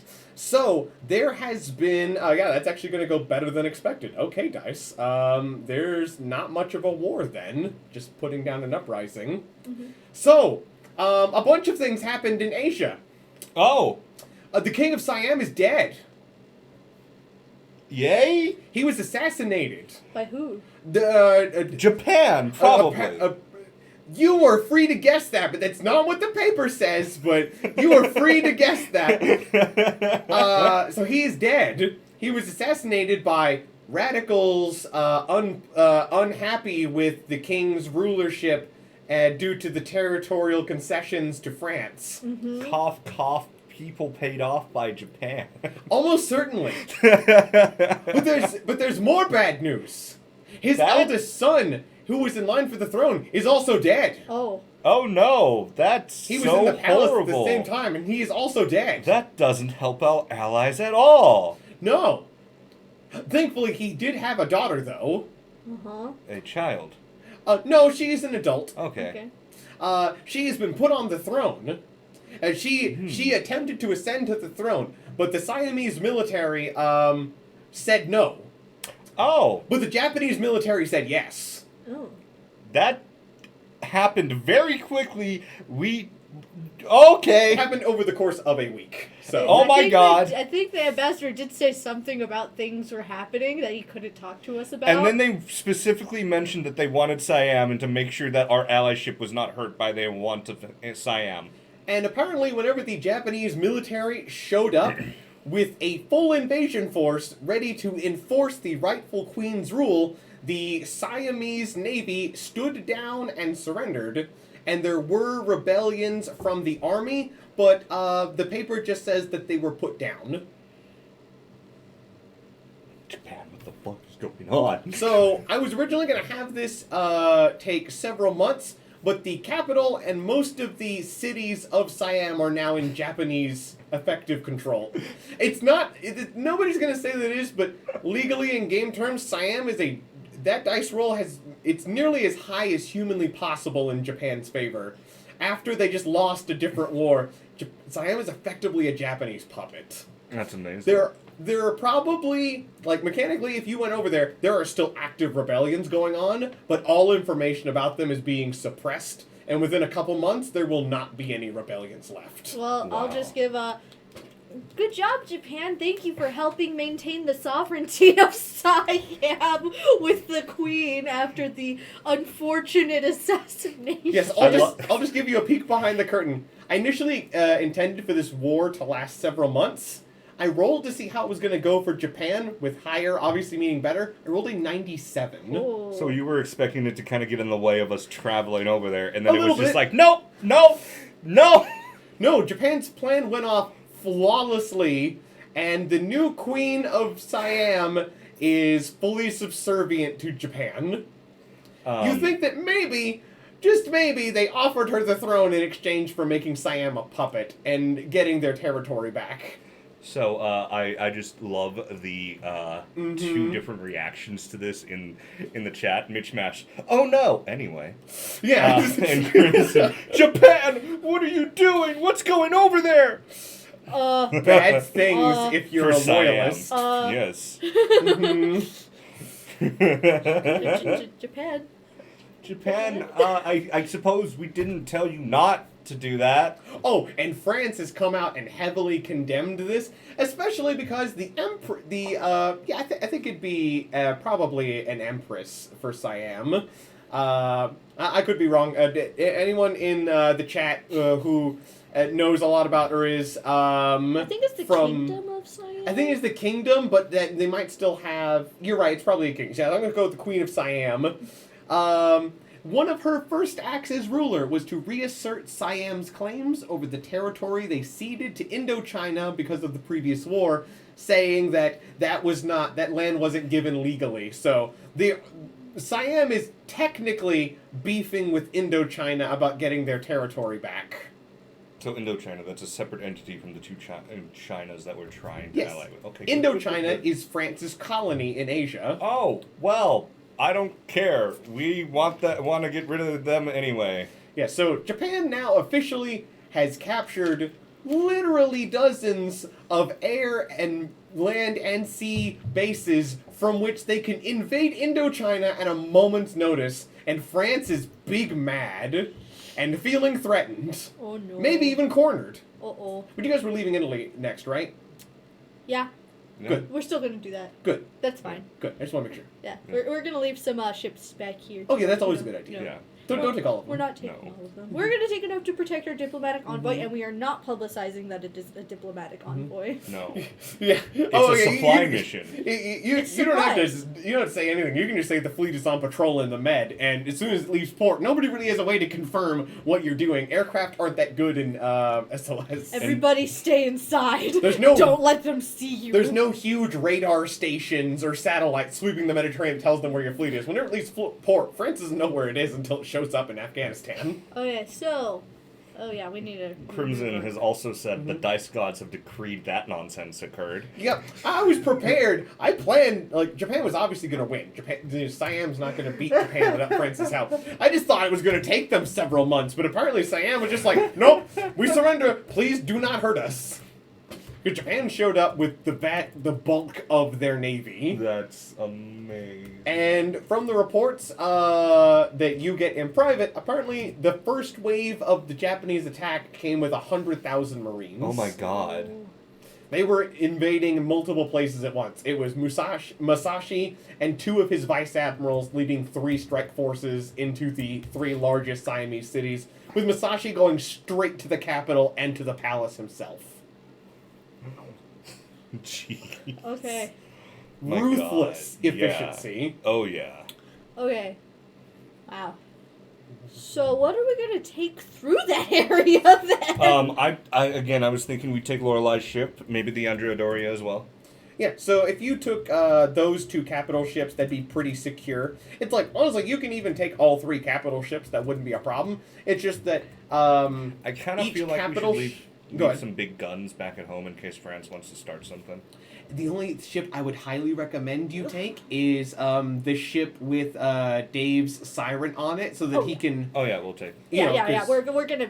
He's coming along. We don't care if Galileo is taking sick time. He. This is the Call of Duty. He can get on into We can just his. wrap him up in like blankets and just. The ship has an infirmary. Yeah, he's being put in the infirmary. He can recover on a ship that's wagging back and forth. Mm-hmm. I'm sure Okay. that's going to be great It's for like his that. sickness. It's like that meme of like whenever a character misses a session, and it's like a person in a barrel. You Mhm. know. All right. So yeah, you guys just go ahead and decide what ships you're going to take, and then as soon as you're ready, you can head out. So I'll give you guys time So to we're discuss taking that. the Pisa. You go ahead and read the chat while we're Yes, I will. going through this. Do you want to take Mother Rosaria, or do you want to leave Mother Rosaria's ship at home? I feel like she's probably one of the best ones that can like control the Navy outside of us. So I think Mother That sh- Rosaria should stay. Leaving the flagship behind would be a strong symbol that the Navy's not going to be undefended. Yeah, and again, she knows war. She can Mhm. fight on her own. So she's also yeah. a good person to leave.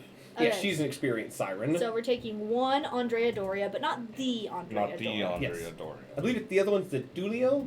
I Yeah, believe no. it's named. I don't know. I'm I'm not just gonna sure. put It's been a Andrea. while since we decided on the names. Though also you are taking the Marc Antonio, which is a much more powerful, if not, though not as survivable ship. Yeah. Okay, and then Giovanna. What is Giovanna on? The Mark Um, Antonio. She's on one of Marc the Antonio's light one. cruisers. Galileo's warships. Mark Antonio is a Salerno Japanese is ship. gone. Mhm. So she's on. She's on a CA, I think, right? Oh, I thought he put her on a light cruiser, but I do not know. I hope he wrote it down. Oh, I didn't add my girl's. I know she was ship on a to this. temporary go ahead. ship. She has slightly different. Yeah, I don't think I've Stats added doesn't to our change. fleet our battle cruiser. What's the battle cruiser's name again? In terms of like its mechanical class, Yeah, it's a Congo class battle cruiser. one Congo. Mhm. I think that's the only one we got from Japan Yes. that we're using. Yes, though in Italy the class is the Marc Antonio class. Okay. I'll put Congo. Parentheses Marc Antonio. And I do love how in the chat Mitch Mash says, "Holy, dude's a freaking samurai." Yeah. Yes, he is. Who is? Talking about Masashi. Oh yeah. Sashi is awesome. Mhm. Is the ship at level 0 or level 1? Level 1. Level. Yeah. There is no level 0. Okay. There is no okay. level 0. Okay, I think she was on one of the pizzas, no so I'm just title. gonna say 2 pizzas. Yeah. To be safe. So we're taking battleship, heavy cruisers, Probably need at least a couple light cruisers as escorts. mm-hmm. And you could take auxiliaries if you want, but there are none that are strictly required for this mission. Yeah, I don't think there's any reason to bring it. Oh, well, we have a siren containment vessel. That would be, I don't think, does Italy have one of those? I don't think so. I'm actually not sure Italy starts with one. Yeah, where's the Italian? Was this the Fuso class or No, was we this something don't. else? No, this was the Congo class of battle. Congo. It's a battle cruiser, not a battleship. Yes. I need to get the information. Yeah, off of your it. merchant marine are small and large cargo ships, an oiler merchant, a mining ship, a drill ship, and a salvage vessel. You know what? Actually, I think I want to bring a cargo ship, and I Mhm. think I want to load it up with some trade goods. So bring one small cargo ship of like some nice Italian stuff, and to be able to just use as Mhm. immediate liquid funds. And one thing you could also do, since you're not taking a large number of merchants, is you could even have the fleet travel at a faster speed to get to these destinations with less travel time, since you're going to have to do lots of stops anyway. The other thing is, since you are taking a relatively small fleet, if you really do not want encounters, you can choose to have the fleet sail in a stealthy manner. Okay, so we'll probably go in a stealthy manner. I want to bring one small cargo ship with just some nice stuff. Yeah, some goods to offer for trade and as gifts. Do we need to put down anything in it, or Oh no, just you can just basically tell Region Evangeline you want to do that, and the government will arrange to fill that small cargo ship up with 10,000 tons worth of trade goods and gifts. The government will just do that as part of a diplomatic envoy. Okay, full of goods. Mm-hmm.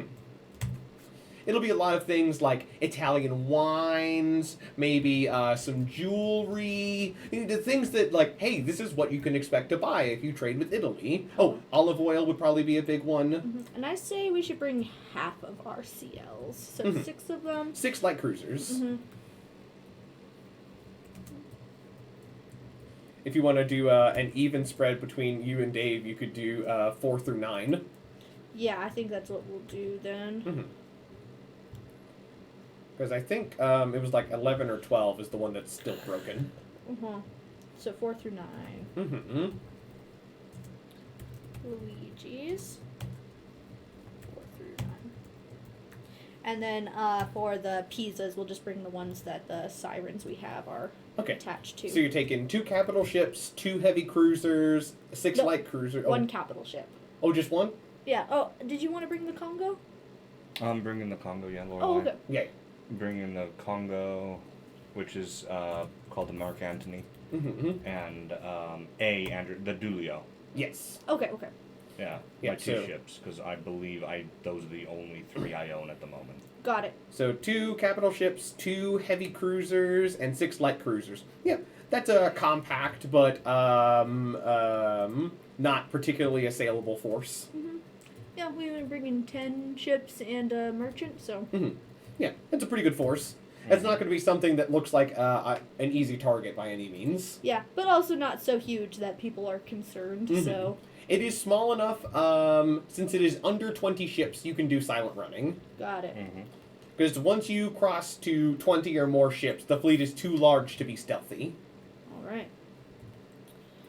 Okay, so, we are coming up. Mishmash says, you guys are such brilliant admirals.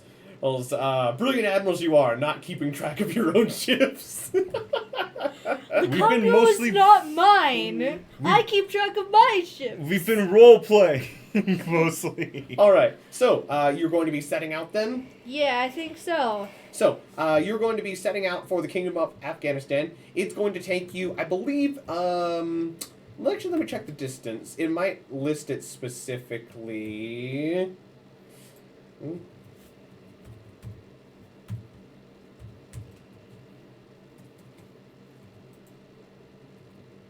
Oh, right, 'cause I'm searching the wrong document. That's why I wasn't pulling it up. Okay.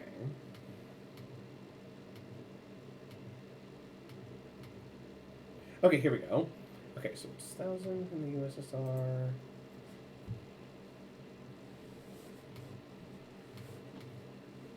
Okay, so from the Kingdom of Italy. And you're traveling at that many knots. So it's going to take you a week to get to Afghanistan, and then another week to get to Taiwan, and then just a couple days to go to Japan. Okay, so like that'd be 3 weeks then? Yeah, it'll be about 2.5. It'll round up to about 3 weeks. Okay. So, because it's like, if that doesn't sound like a long time, like I said specifically, since you guys aren't taking a ton of merchants, you can have this fleet travel faster. Mm-hmm. And unlike, walking or traveling, like, with a regular army, the ships don't stop when it gets dark. There's no making camp. They go all the time. Yeah. So traveling 24 hours a day at the speed of, like, a car. So it'll take you a week to get to Afghanistan, and it is going to be sailing through the open ocean. So, first of all, Laurel, you're going to roll me the weather, because I can hear Jared doing something important. Okay. Like tracking your ships. Listen, I forgot. You forgore. For gore. Okay, weather. Let's see how the weather is when you leave. 2. Eh, Fine. It's decent. Roll me a D100 for your first encounter, while I pull up the encounter chart. Okay. 66. 66. Okay, that's probably, almost certainly smooth sailing in temperate open ocean.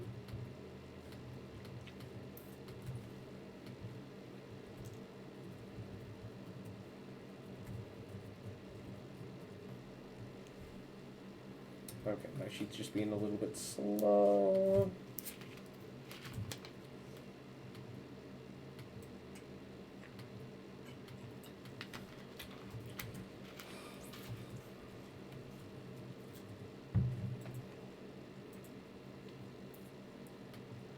Alright, AATC, where is that? Right there.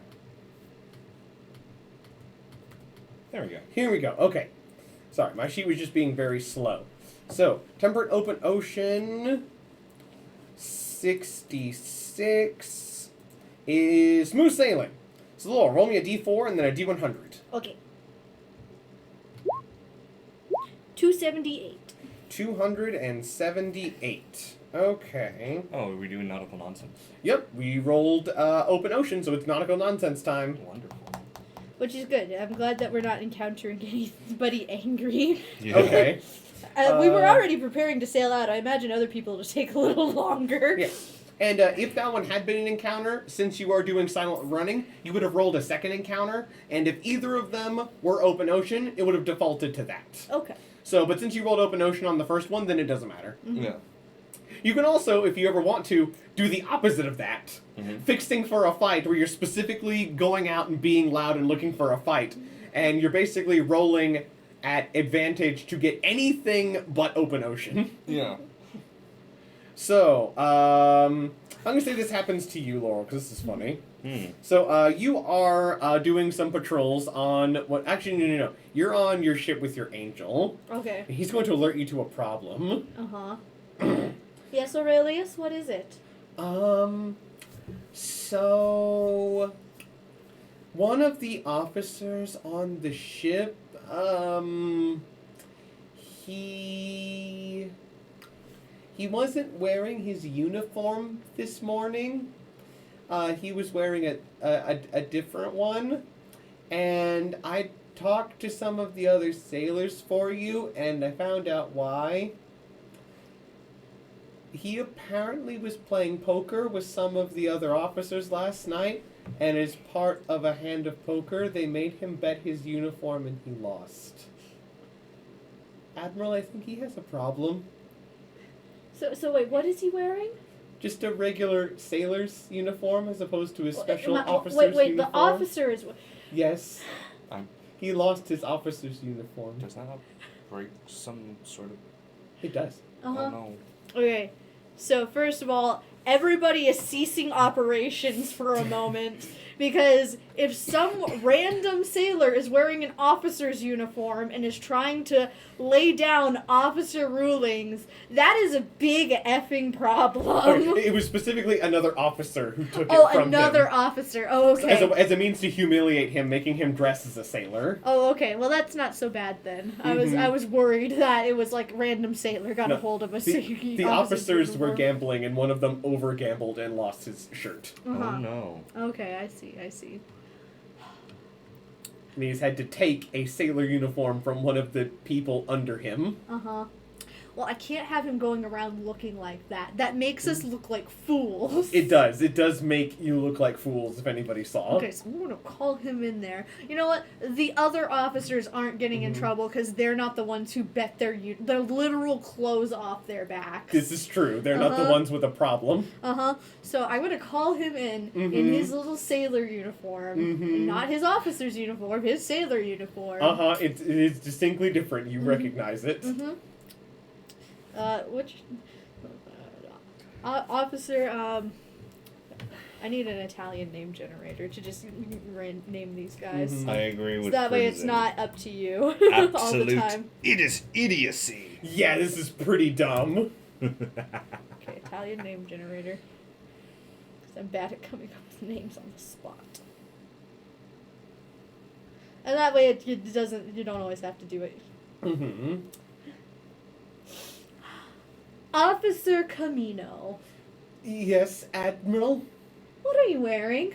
My uniform was, unavailable due to, Gambling it away? I was going to say things outside of my control. Do you only have one uniform? The point of the bet was that I couldn't wear mine. So you still have it, you just aren't allowed to wear it. They kept the one I was wearing that night as a trophy, but I wasn't allowed to wear any of my officer uniforms. For a week. Demoted. What is the most Actually, no. He will be demoted to a sailor for this week. For so long as he is forced to wear this sailor uniform. Yes, that is a very good... I'm going to say, for that, since you are instituting some law and order, and in a funny way, no increase in crew mutiny this week. Alright. Sailor Camino. Oh. Not a permanent demotion. But for as long as you wear that uniform, you will be treated like a sailor. You will have no officer duties or responsibilities or privileges. Oh. I can't eat in the officer's mess? Find a sailor bunk that has an opening as well. I have to move to the general quarters? Yes, you do. Oh! That'll teach him. Keep this in mind next time you make bets. Okay, I'm so sorry, Admiral. If this happens again, you better just go ahead and do what I ordered you to do this week. Okay. Okay. I understand. Thank you for your leniency, Admiral. You're welcome. Go on. Yes. Go swab the deck somewhere. That was fun. The best Okay. form of punishment, says Mitch Mash. Yes! Thanks for helping me come up with that. I love Crimson's play stupid games, win stupid prizes. You're welcome. Oh, it's great. I was just thinking, like, well, if you gotta wear the sailor's uniform, may as well act like one. Oh yeah, at Crimson we do have systems to keep track of character sheets and I just fleets. We just didn't. we just didn't do it. I was a stupid. I will admit that. Okay. I was too caught up in what was going on to, like, do that. If you want to see a campaign where somebody keeps absolutely meticulous, down to the wire logistics records of all of their ships at all times, I encourage a game where I get to be a player, because that's what I do when I play these games, because I can't help it, and it's kind of a problem. Yeah, let's just reverse it. All three of us are GMs, and you're a And you would single be player. I like my chances. I'll take you all on. Oh, that's funny. Just chaotic, like, okay, I get to use a pearl. No. Yeah, I'll play as a minor nation. I'll play as Spain, and I'll make them the greatest power in Europe, and I'll enjoy it. That's funny. Reestablish the colonial empire, America like it or not. One of us is a good DM. The other one is an heavy-handed player versus DM, and the other is like the opposite of that, but in a bad way. No. The good, the bad, and the ugly. Yes. A good DM, a bad DM, and then one of those. The wild The card. wild card. Yes. Okay. It alternates every week who's in charge. You, in order to win this campaign, you must answer our riddles 3. All What right. have I got in my pocket? All right. All right. So I believe that ends that week. So now it Yes. should be the 16th of July. Your turn to roll. Oh, Yes. no. Roll a d4. You're no longer busy doing important things. So. Yes, no, I finished that. Oh, excuse me. D4. What did I roll? Okay. A 1! It actually gets pretty sunny and warm. Woo! It's actually starting to get a little bit hot even. Ooh. Because you're traveling further south, it's getting into... Oh, wait, right, you're in the tropics, actually. This does change the weather condition. Oh, no. Yeah, actually, that makes it get... It actually is getting hotter. Let me go to, Because I forgot, you were in, after making a quick stop for fuel in Afghanistan, doesn't even take a full day, and unless you're going to specifically spend time there, which I don't imagine you are, it's just going to No. be stop, get fuel overnight, leave in the morning. Yeah, we've got to go do some diplomacy things. Mm-hmm. We don't have time to visit here. We will maybe some other time.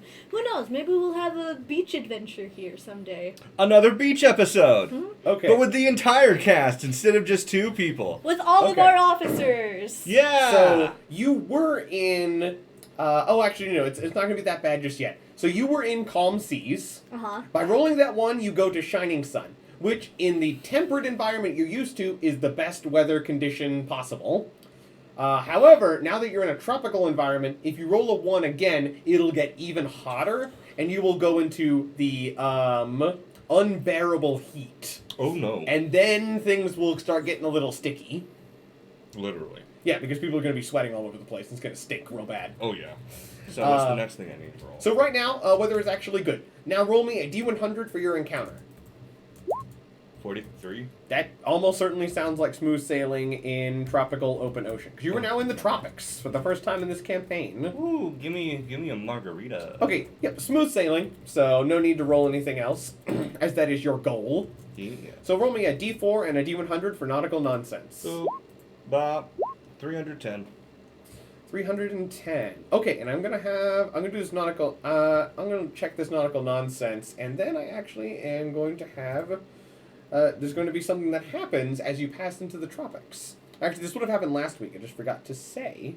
This is going to be interesting. Mitch Master said, time for bullshit.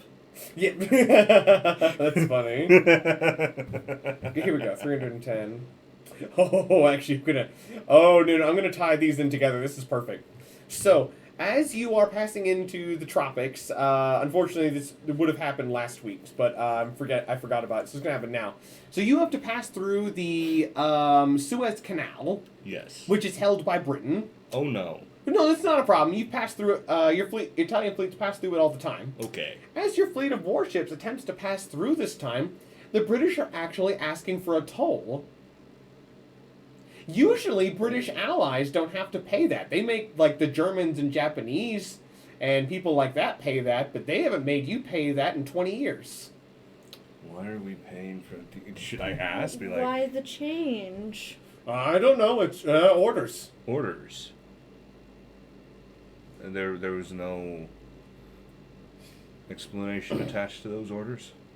No, it's just I was told that there's a list of registered nations that don't have to pay the toll, and a new list came out. No, you're not on it. And we Sorry. have been removed from it. Why not? I don't know. I'm just the guy who mans the canal.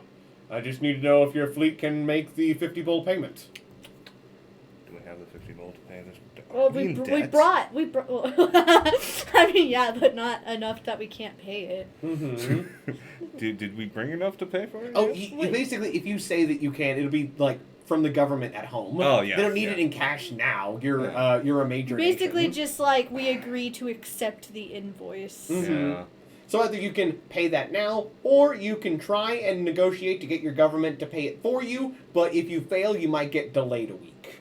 I don't want to be delayed. Where's the money? Where does Galileo keep the money? There we go. know. Don't tell him I'm spending money. Yeah. Well, I'm just gonna pay for like going through and coming back right now. Go ahead. Oh, can we pay in advance? Yes. Okay, let's do that so we don't have to get stopped. But we will be talking with England about this later. I'm gonna make a note of that. Do you make a report of it back to Italy? Yeah. Well, I mean, they're all right here. They're yes. gonna know. So Mhm. yeah, I'm gonna Well, some of the report that diplomats are back here, to but- them. I'm talking about like reporting back home, like over your Like the radio. Pope.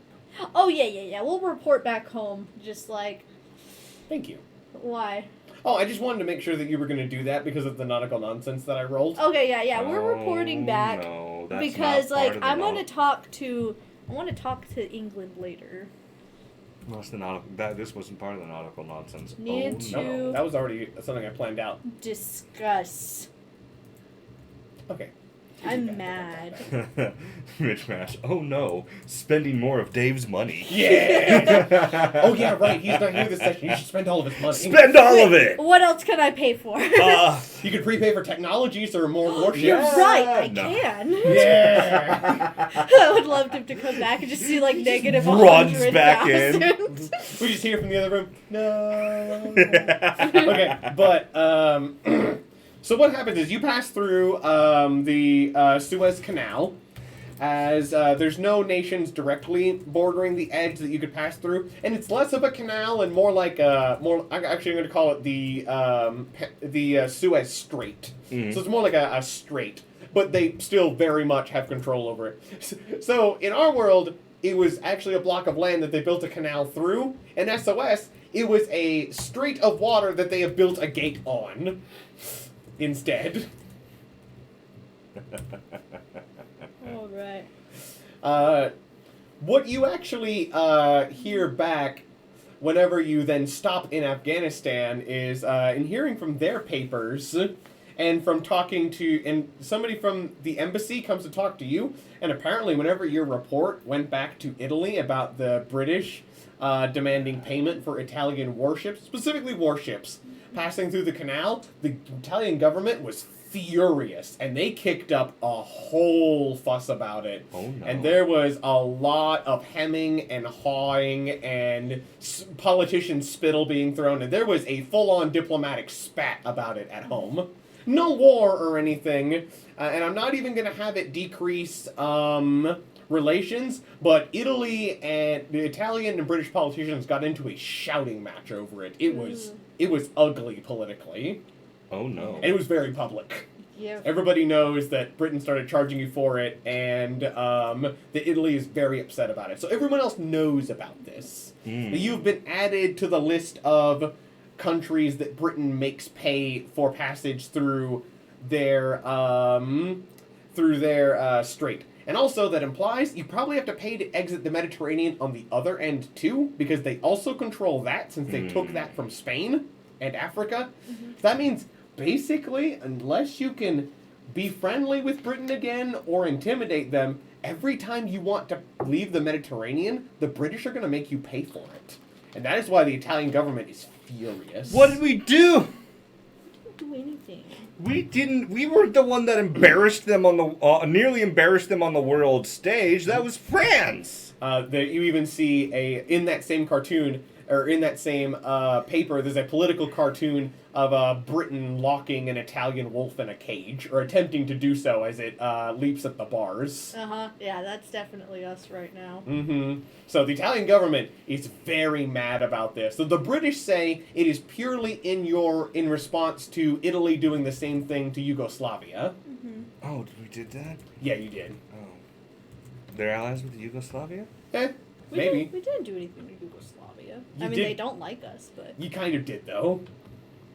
You started basically charging Yugoslavian ships to pass through a strait that Italy has somewhat control over. When did we do that? Last session. Oh. The politicians said they were going to do it, and you said go ahead. Oh, yeah, we were like, well, we don't care. I don't care. Now it's affecting me, and now I do care. Yes! Even if you ask them, this is one of the Italian politicians are not backing down on that. It's actually made them dig their heels in further. Because they didn't... Because in their minds...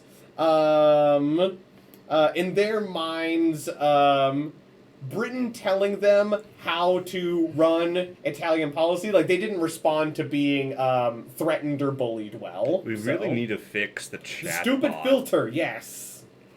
Because Mishmash has so many funny quips, and the filter does not like Mishmash, but we do. Yes, intimidating the British, I'll just kiss my own ass goodbye, is what Mitch Mash said. Yeah. Oh. So, apparently that was labeled under sexual. whatever. That makes no sense. But yeah, so now you know that, and there was definitely a political kerfuffle about it at home. So that was, that was the nautical nonsense for that week, and that is going to raise crew mutiny levels 1. So increase that. Increase the mutiny. Where is that? You keep it. It's your job. Do we have, like, forget. what were the names for what we're going to call the Zaras yet? Like, our... Because I have an idea, because, like, we can just go with the regular names, or we can name them whatever we like. How I much believe they're does it go up usually by? named after Italian cities. I would like to posit a new name for our first one. Okay. Since we've been, like, described as a wolf. I want to call it the Capitoline. After the Capitoline wolf, the one that fed Romulus and Remus, the first king of Rome. If you want to change them from the Zara class to the Capitoline class, you can do that as the Admirals. Yeah, I'm gonna do that. We're if gonna that's do okay that. with you. No, yeah, absolutely. Just to be like, hey, Brits. Fuck you. And I presume the rest of them would then be named after, like, mammalian carnivores? Yeah, Yeah. I think so. Yeah, that would be really cool. Oh, that might be hard, though, because your destroyers are going to be named after mammalian carnivores. We can with a change layout. theirs. We can name them after wolf-like characters in myth and legend. Yeah, like, you're gonna, think about that in between We'll sessions figure and it stuff. out. We'll figure it out. Yeah. Okay, so now that you've increased the mutiny level, that's going to increment I was them asking forward. how hot, like Just how one much? point. Just one. Yeah, just 1 point. All right, we're at 22. Okay. So now you are going to be able to stop in Taiwan. But it will be a week of traveling. This will be your last week of traveling, and this week you'll be arriving in Taiwan and then Japan. Cool. So it'll be. Let me go ahead and.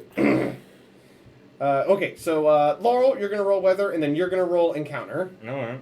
Okay. You need Weather, something other weather. than a 1. A 1 would be Weather, dangerous. weather, weather. Oh, look, a 1! Oh no! No! Stop!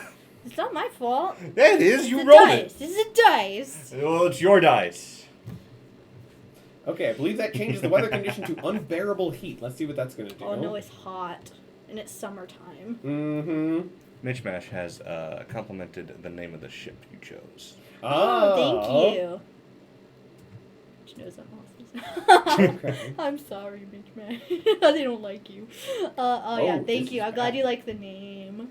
Oh, no, you're not quite in unbearable heat yet. That would be 1 step worse. Oh, okay. Let's say, wow, that seems really harsh. Oh, right, because that's the next step. Okay. No, you're just in beating sun. It's not unbearable yet. Okay. It's just a little bit hotter. So now, every time your crew mutiny levels increase them by an additional 1. no. Everybody's hot, sweaty, stinky, and unhappy. Oh no. If it gets any hotter, though, it's going to start literally incapacitating your sailors. Is it D4 and D100? Yes, now the D100, just the D100 for the encounter. Boop. Oh no. Oh, 7. wait. Yeah, that's bad. Oh, yeah, that's bad. Roll another one. Because that's definitely not smooth sailing in the open ocean, so roll a second one to Because we're see. being sneaky. Oh yes. 26. So, if that 26 is smooth sailing, then it's smooth sailing. But if that 26 is also an encounter, it defaults to the first roll, which is the 7. So let me see. And I know the 7 is not smooth sailing in the open ocean. You're not that lucky. So tropical, open ocean, you said 26. by 2 points. That's Oh. smooth sailing. Yes, we want a quiet sail. Do you want to know sailing. what the 7 would have been? What? Large battle fleet. Uh-oh. No!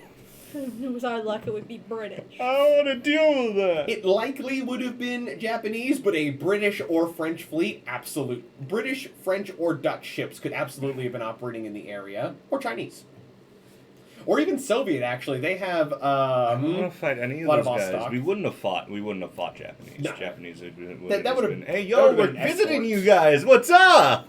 Okay. Oh yeah. So you stop in Taiwan, and I said you were going to Japan. You don't have to. You're stopping in Taiwan because Japan will let you pay for fuel in Japan. They don't care. Yay! Where are you going first now that you are in Asia? Are you going to Japan, the Western Chinese warlords with the Empress, or in the Southern Chinese warlords with the rebel leader? Okay, so let's see here. So I think we've already settled things with Japan. They all know our plans. Or you could go investigate Siam. We want to see what's on the up and up there. No, I mean, boy. will they let us go there? It is We're a allies. Japanese puppet state. I was They just will let wondering. you go. You know what?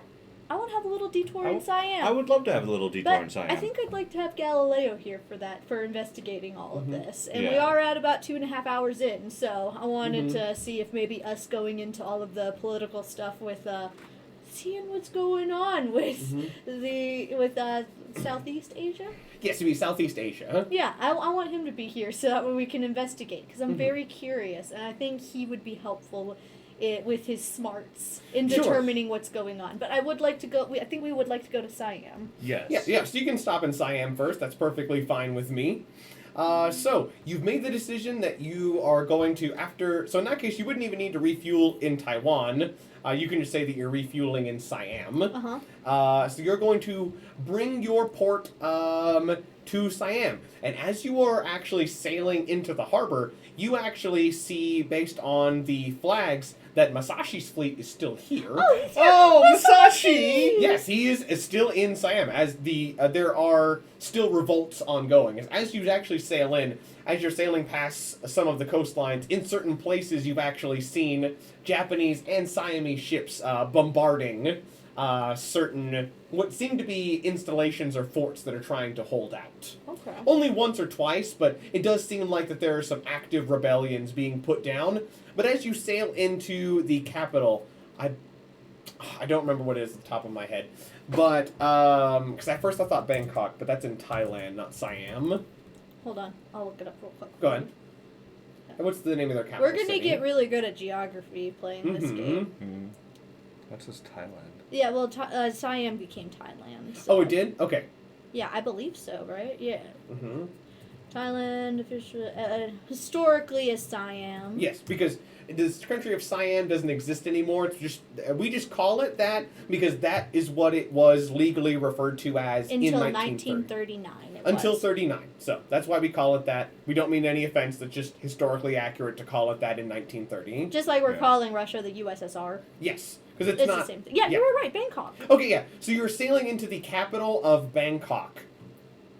And from what you can see here, there doesn't seem to be an ounce of resistance here.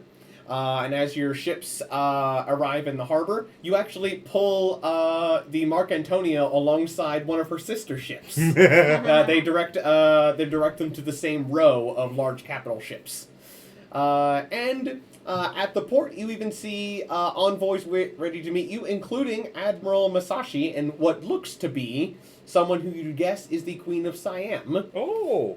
And as you approach the city from like your high up platforms, as your ships are guided by tugboats into the harbor, you do see the city appears to be extraordinarily like full of order, but it seems like you can definitely feel a tension in the air as the majority of the men enforcing that order are not wearing symbols of the nation of Siam, but the emblem of the rising sun of Japan. Oh no.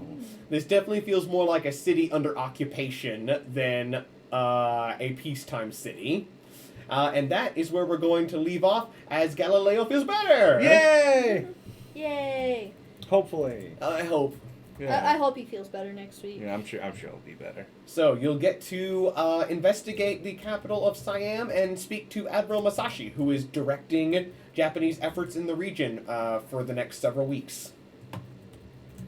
Hold on, I had an idea that I'm gonna. Mitch Mass start says, working on. you can hear the jackboots from here. Oh, yes. And also the gunboat diplomacy, for sure. Yeah, and Crimson dodged a bullet. That's what smooth sailing is all about. If you can travel with or not smooth sailing, that's what silent running is all about. If you can travel with a small fleet, and you probably don't want encounters unless it's like a raiding mission. So yeah, take silent running if you have the ability and you're not looking for a fight. So... God, that 7 would have sucked. It could have. Yeah, I'm just curious. I'm going to roll to see what it would have been. I can know this with my psychic powers. Sure. I'm Uh-huh. gonna roll Fake to see ones? what Yeah, the nation it fake would have ones. been. So, unless I roll a nation that specifically makes sense, it's Japan. So, if this isn't a nation that makes sense, it's Japan. Okay, I rolled a 5. Oh, it would have been French warships. Oh no! No! The 5 says France, so you would have run into a large French battle fleet. Oh my god, I would have completed one of my quests. You but would at have what completed. cost? You would have completed her quest. But at what cost? I'm not gonna roll to see how many there would have been, but it would have been a French. It would have been a large battle fleet. So, unless the dice went really low, you'd probably be outnumbered 2 or 3 to 1. Listen, I really want to complete that quest, but also What? we are not a major Ready. nation. We're not ready to be fighting France yet. You literally are one of the major nations, though. There's only Okay, we're 7. a You're major one of nation. them. We are not America. No, you're not like you're not one of the. You're not Not the a dominant power. Because basically, here's how I break up the big 7. Number 1 is Britain. Then there's the 3 ascendant powers, which are America, Germany, and Japan. And then there's the 3 declining powers, which is France, the USSR, and Italy. So you are one of the you are a great power, but you're a declining one. But if you're playing in a campaign for one of the declining powers, your goal is likely to reverse that decline. Yeah, which is where we're working on it. And if you're playing one of the ascending powers, your goal is to continue ascending and make sure that the ones at the top, that's Britain, doesn't smack you back down where It's they to think you ensure belong. you rule the world. I would love to have a campaign, maybe this one, where we just conquer the world. It'd be possible. Either Japan would through let you allies- have most of Europe. Yeah, either conquering. So, we will pick up next time then with you arriving in Bangkok and doing whatever it is you'd like to do in the capital of Siam. Cool stuff. Politics. So, as we end off, I'm just curious, and feel free to do this in the chat as well if you'd like. Sure. What? I just... It's just the chat not liking Mishmash again. God, yeah, that's It's a meme! Like, unless you were in Russia, that word is a meme in English. what. They don't like Russian. Apparently no. No, I had to allow that. Well, No wonder there's they the- don't like Russia. There is so. that thing that's going on. Mm-hmm. Okay, but I just want to say, Laurel and Red, what were your favorite parts of this session? Let's see here. The politics. I really enjoyed all of that. You liked all the politics I had a stuff? lot of fun with it. Yeah. I liked making France look like fools. I liked- Yes. I liked making specifically the French diplomat squirm. Oh, he was really uncomfortable. Looking him directly in the eyes as we reveal his half-truths and lies. I'm excited for our future plans as well. You liked Um, seeing the USSR and America just turn on them. It's like, you told them we said what? You told Yes, absolutely. Mhm. And also the fact that we brought every other major power in just to humiliate them. Absolutely, absolutely. Oh, So- that might be... Okay, the British don't like it because they feel humiliated on behalf of France. That's Because the probably- British want to support France, as the British propped the French up to be a powerful British ally. Yeah, the primary British allies are in SOS. Britain is generally going to support France, and Britain is generally going to support the Soviets, because the only countries that Britain feels threatened by are America and Germany, and America isn't likely to start anything aggressively with the British, but the Germans absolutely are in a position to do something aggressive with the Germans. So the British like having the French and the Soviets on their side, so that if Germany gets uppity, they can just three-way dogpile them from 3 different directions. Yeah. So, because the people that the British feel the most threatened by are the Germans, because they know they did not sufficiently break them in the previous war, so they're actively expecting Germany to come after them. And from the secret knowledge that you know, they're not wrong. Yeah. So allying with the Soviets would actually give us an in with Britain. Yes, because Britain and the Soviets are probably the British's closest ally at the moment. I'm going to go through some of the people in the chat. Screams and Simp says, I think that they're saying that they liked all of it. Crimson says his favorite moment was the absolute shit show that is Siam. It's like, I thought it was going to take Japan months to conquer them. I had this whole plan. In a week. I had this whole plan where Japan was going to prop up this puppet ruler, and then the whole nation was going to, we see through what you're doing, everyone fight back, and then Japan would just have to conquer them anyway on a flimsy excuse. But no, apparently, the entire Siamese Navy said, sounds good to us, long live the Queen. Oh, look, Japan's here, and we don't have to fight them. Yay. So I planned for it to take months, but no, apparently, their puppet ruler is going to immediately gain power. Because, in case you're wondering, this isn't a spoiler, yes, Japan absolutely assassinated the king and his primary heir after securing that the queen would be their puppet. Because, I mean, let's be honest, if you got an offer from a powerful foreign country to be a ruler of a country that you would never normally be allowed to rule, in exchange for just letting them make all of the political decisions, that's not a bad deal. Yeah. I mean, that's what I wanted to be when I was a kid. I wanted to be the president because I thought that, they made the most money in the world. This would be the equivalent of that, except I wouldn't have any of the responsibilities. Yeah, you get all the benefits of being the ruler with none of the responsibilities. Yeah, so basically she gets to live in the palace and be a queen, but just let her Japanese advisor tell her all the documents to sign. That's the life she's going to be living now, and I don't think it takes a lot of leaps in logic to think, yeah, somebody might agree to that, especially since her future up to this point was, wow, I can't wait to see who my father marries me off to strengthen a diplomatic alliance, because as a princess, that's all she could really expect. She was just going to get married off to somebody. And now, with her father and brother gone, who probably didn't treat her that well in the first place, she gets to be an actual absolute monarch. With the backing of the most powerful native power in the region. All she has to do is just let Japan do whatever it wants to her people, who she probably hasn't seen much of while being locked in the palace. So, each of you said your favorites, I believe, and I've read through most of them in the chat. Mishmash, I'm sorry that you're going to have to self-censor yourself. We'll see if we can fix the Twitch censor. But I'm still new to Twitch. We're still figuring it out. I don't know. At this point, I just want to turn it off if we can. We're small enough that we don't have to deal with trolls. For the moment. Always turn it off and turn it back on. If we get a whole lot of people. But an also issue. for now, we can just keep, doing it automatically. Or not automatic, we can do it manually. For now, if we can find a way to turn it off, we might do that and just have a chat, just like a chat rule of, hey, there isn't a censor on the chat, but as soon as we need one, it's going to go back up, and then everyone's just going to have to deal with it. So, that if we can find a way to turn it off, that may be our plan going forward. So, I'm really glad everybody had a good time. We managed to get through over a month of time, and now you are going to be in Asia making deals with the Siamese, potentially. Definitely at least one part of China. Honestly, I know both of the characters. I made them before the game even started. I'm willing to bet you'll be able to find common ground with one of them. I've already got some plans. I have some ideas. I have some plans. This thing with Siam and Japan, I think it might be more beneficial than I thought initially. Absolutely. I have some little ideas percolating right now. Japan certainly seems happy with their new possession.